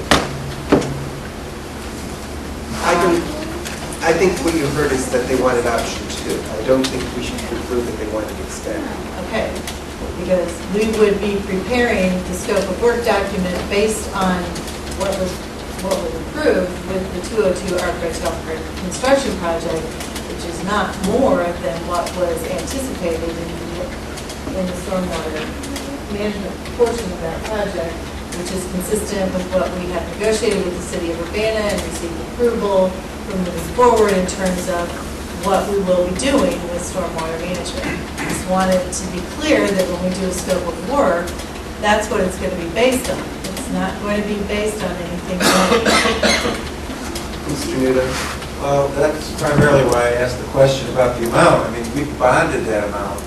Right. And so That's our budget. That's our budget. We bonded that amount, and I am concerned, although I would vote in favor under normal circumstances for option 2, I don't think changing the horses midstream is going to put us in a position. It might put us in a position where this person has to get up to speed, and some of those costs that Burns Clancy had already absorbed in working with the city of Urbana to get it down to 450 was, I think, prudent at this point. I think on new projects, I'm all for option 2. This one, I'm not in favor of because I think we've ridden the horse. You're using the wrong word. It's not bid. I think this is part of my issue with these things. In reality, option 2 was not really an option. And we continue to come to the board with things that appear to be options, but in the longer scope of things, it's really not an option under the parameters that are already set, which means that we've already in some way obligated ourselves to the current architectural firm that's in the documents, if option 2 was not really an option. Excuse me.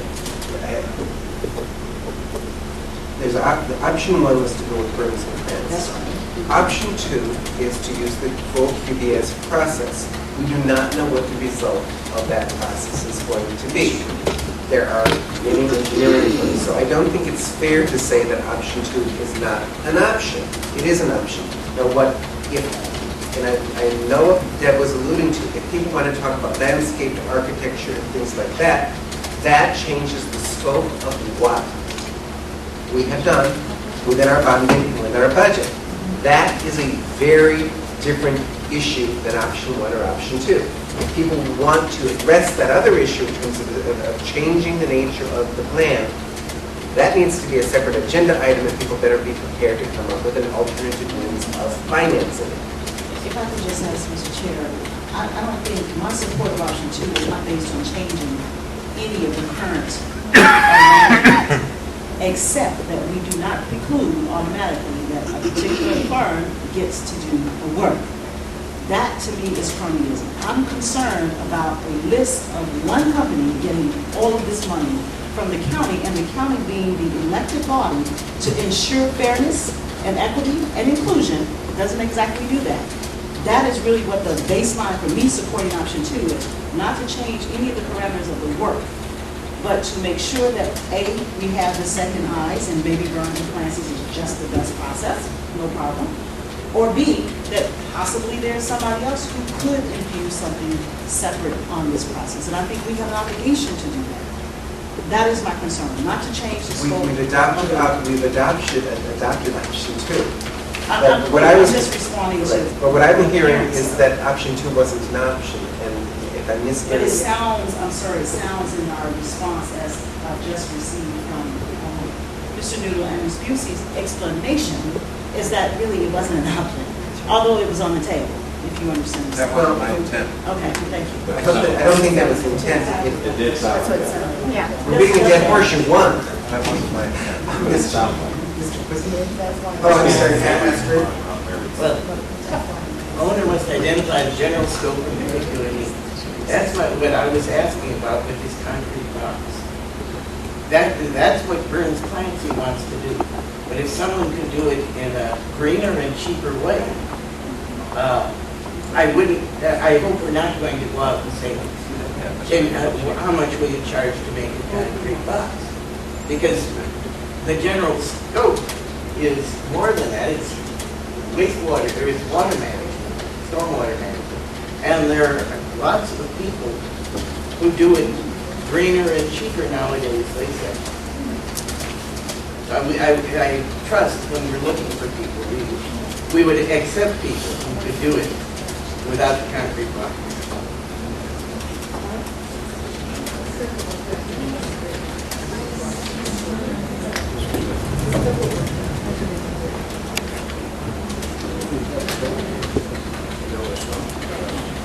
That would come from the responses that you received.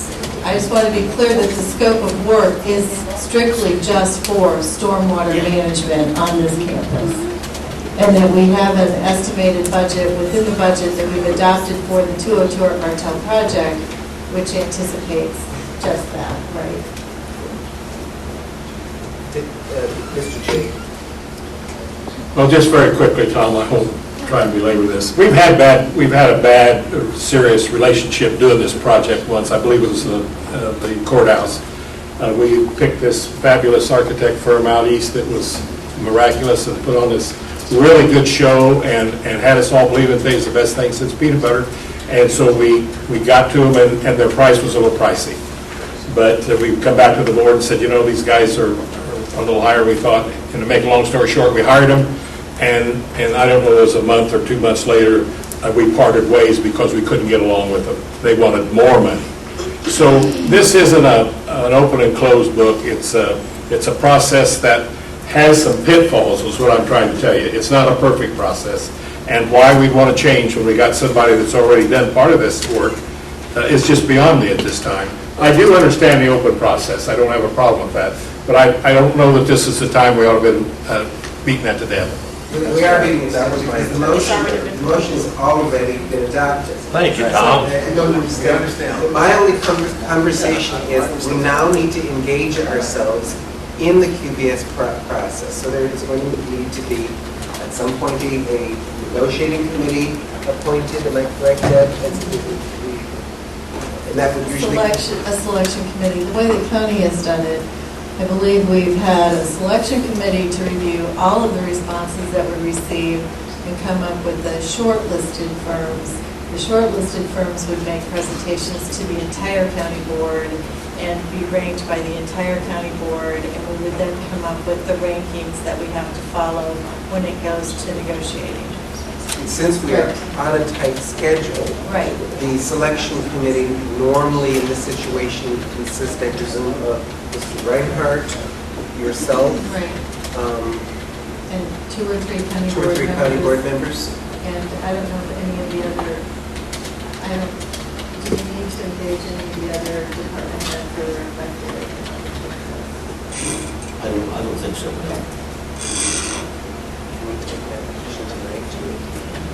We run a selection committee, and Chair Weigel, in terms of the selection committee, Mr. Reinhardt and Ms. Busey, I think are necessary to be part of that.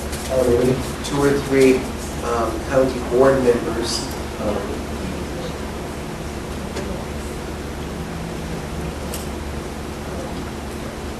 I don't know whether this is my prerogative or your prerogative. I know I would volunteer as chair of the facilities to serve on that committee. Well, it sounds like this is a committee, it's a facility area committee, so I think that you could appoint the people. Well, I'm volunteering myself, and so I'm putting myself, Mr. J. Just one quick interjection. We might want to consider Jeff Blue, just because of his expertise. I think that's a solid recommendation. I'd like this to be very bipartisan or tripartisan. Do we have Republicans and Democrats that would be willing to, if Ms. Petrie is volunteering, do I have some Republicans that are willing to volunteer? Come on. I really think it would be very good to have a Republican or two. I'll volunteer Mr. Beck. Mr. Connor? I volunteer if everybody understands that Tom Burns and I have been good friends for 45 years. You know what? Many of us in this room have gone to Tom Burns' Christmas parties and what have you. I think if it's going to be a friendship, I think we're all going to become disqualified because we all know Tommy Burns, with very few exceptions. Mr. Carter. The law says in the book that we got 20 years ago that you got to choose from both parties. And that's what I'm trying to do. And the both parties have the odd number, but you have to choose from both parties. So that makes you bipartisan right there. Mr. O'Connor has volunteered. Ms. Petrie has volunteered. I'm volunteering. I'm willing to have one more Republican. I'd like one more Republican. Mr. J. That way it's truly even.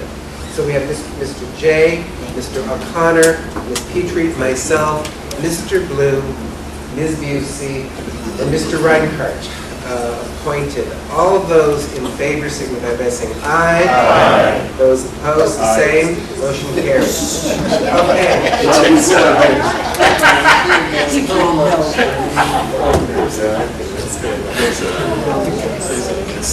Okay. Environmental and land use. It is 9:30. I was going to say. Say it out of the. Okay.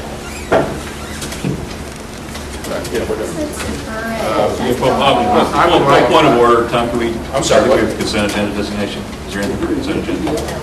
We have no items for consent agenda. Okay, thank you. I would like to have a motion that we move the ELOC agenda to either next Tuesday evening or the Thursday evening board member now.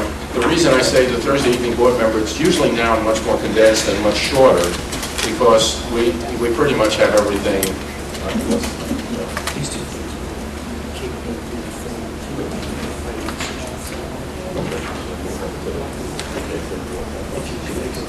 Make a recommendation, okay. Which two? C1 and C2. C1 and C2. Oh, next Tuesday's not heavy. Okay. All right, I've been told that next Tuesday's agenda is not heavy. C1 and C2. So, to the board meeting? C1 and C2 are here for a final recommendation, either tonight or perhaps next week. But next week, next week's committee meeting. Oh, yeah, C1 and C2 are. And then you can take final action on them at the full board meeting this month. Is that, Mr. Chair, I just wanted to indicate, I think there's considerable discussion that can be had over item B1 with regard to the 2 for 40 and such. However, I think the other items have all been discussed at length at a previous meeting, and I'm not sure there's any benefit to not doing that business now, unless anyone on the board has additional items to discuss.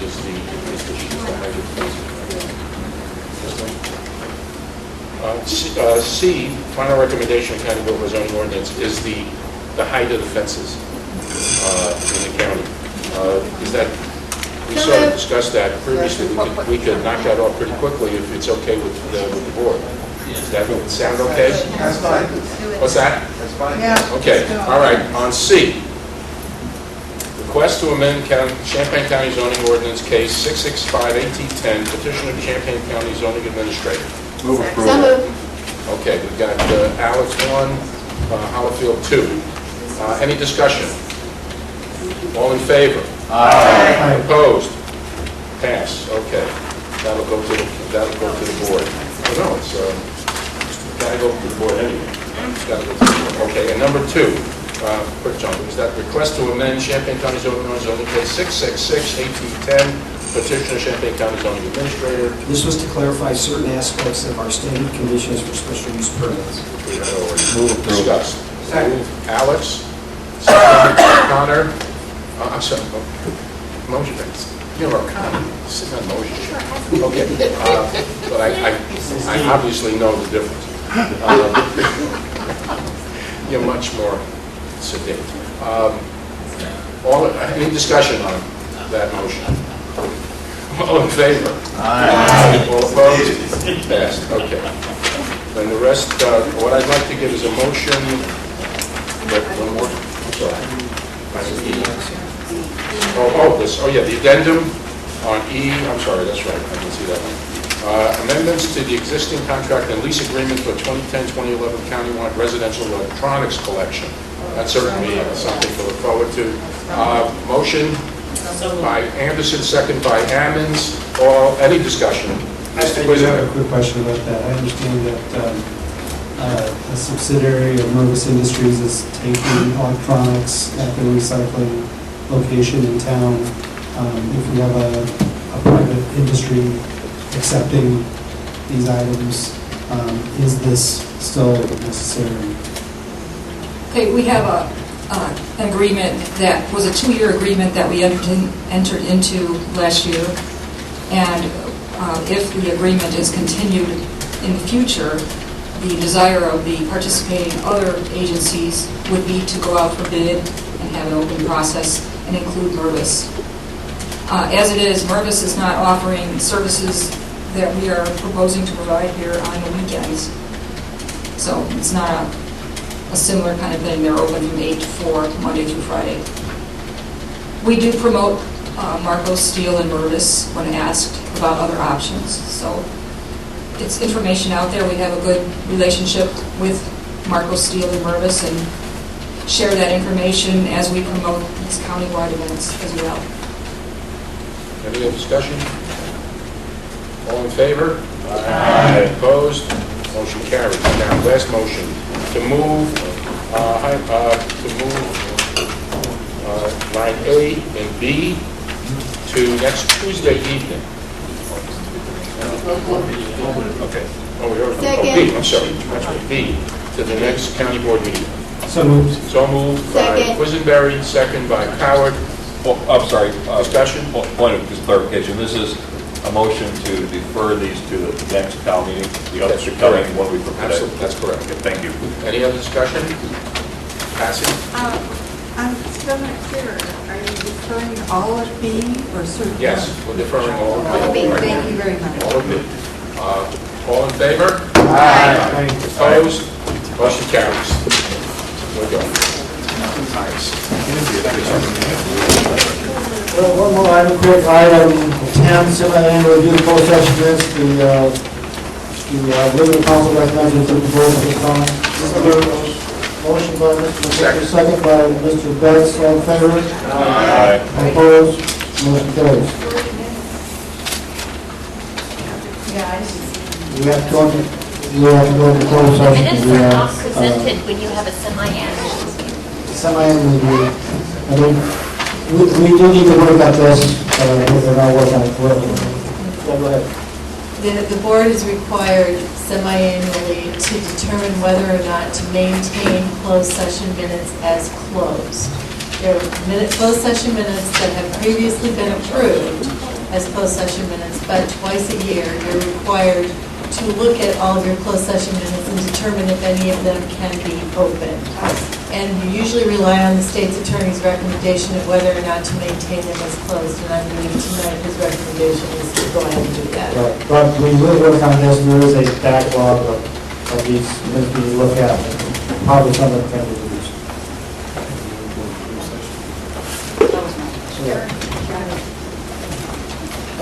Okay, we're good. Okay.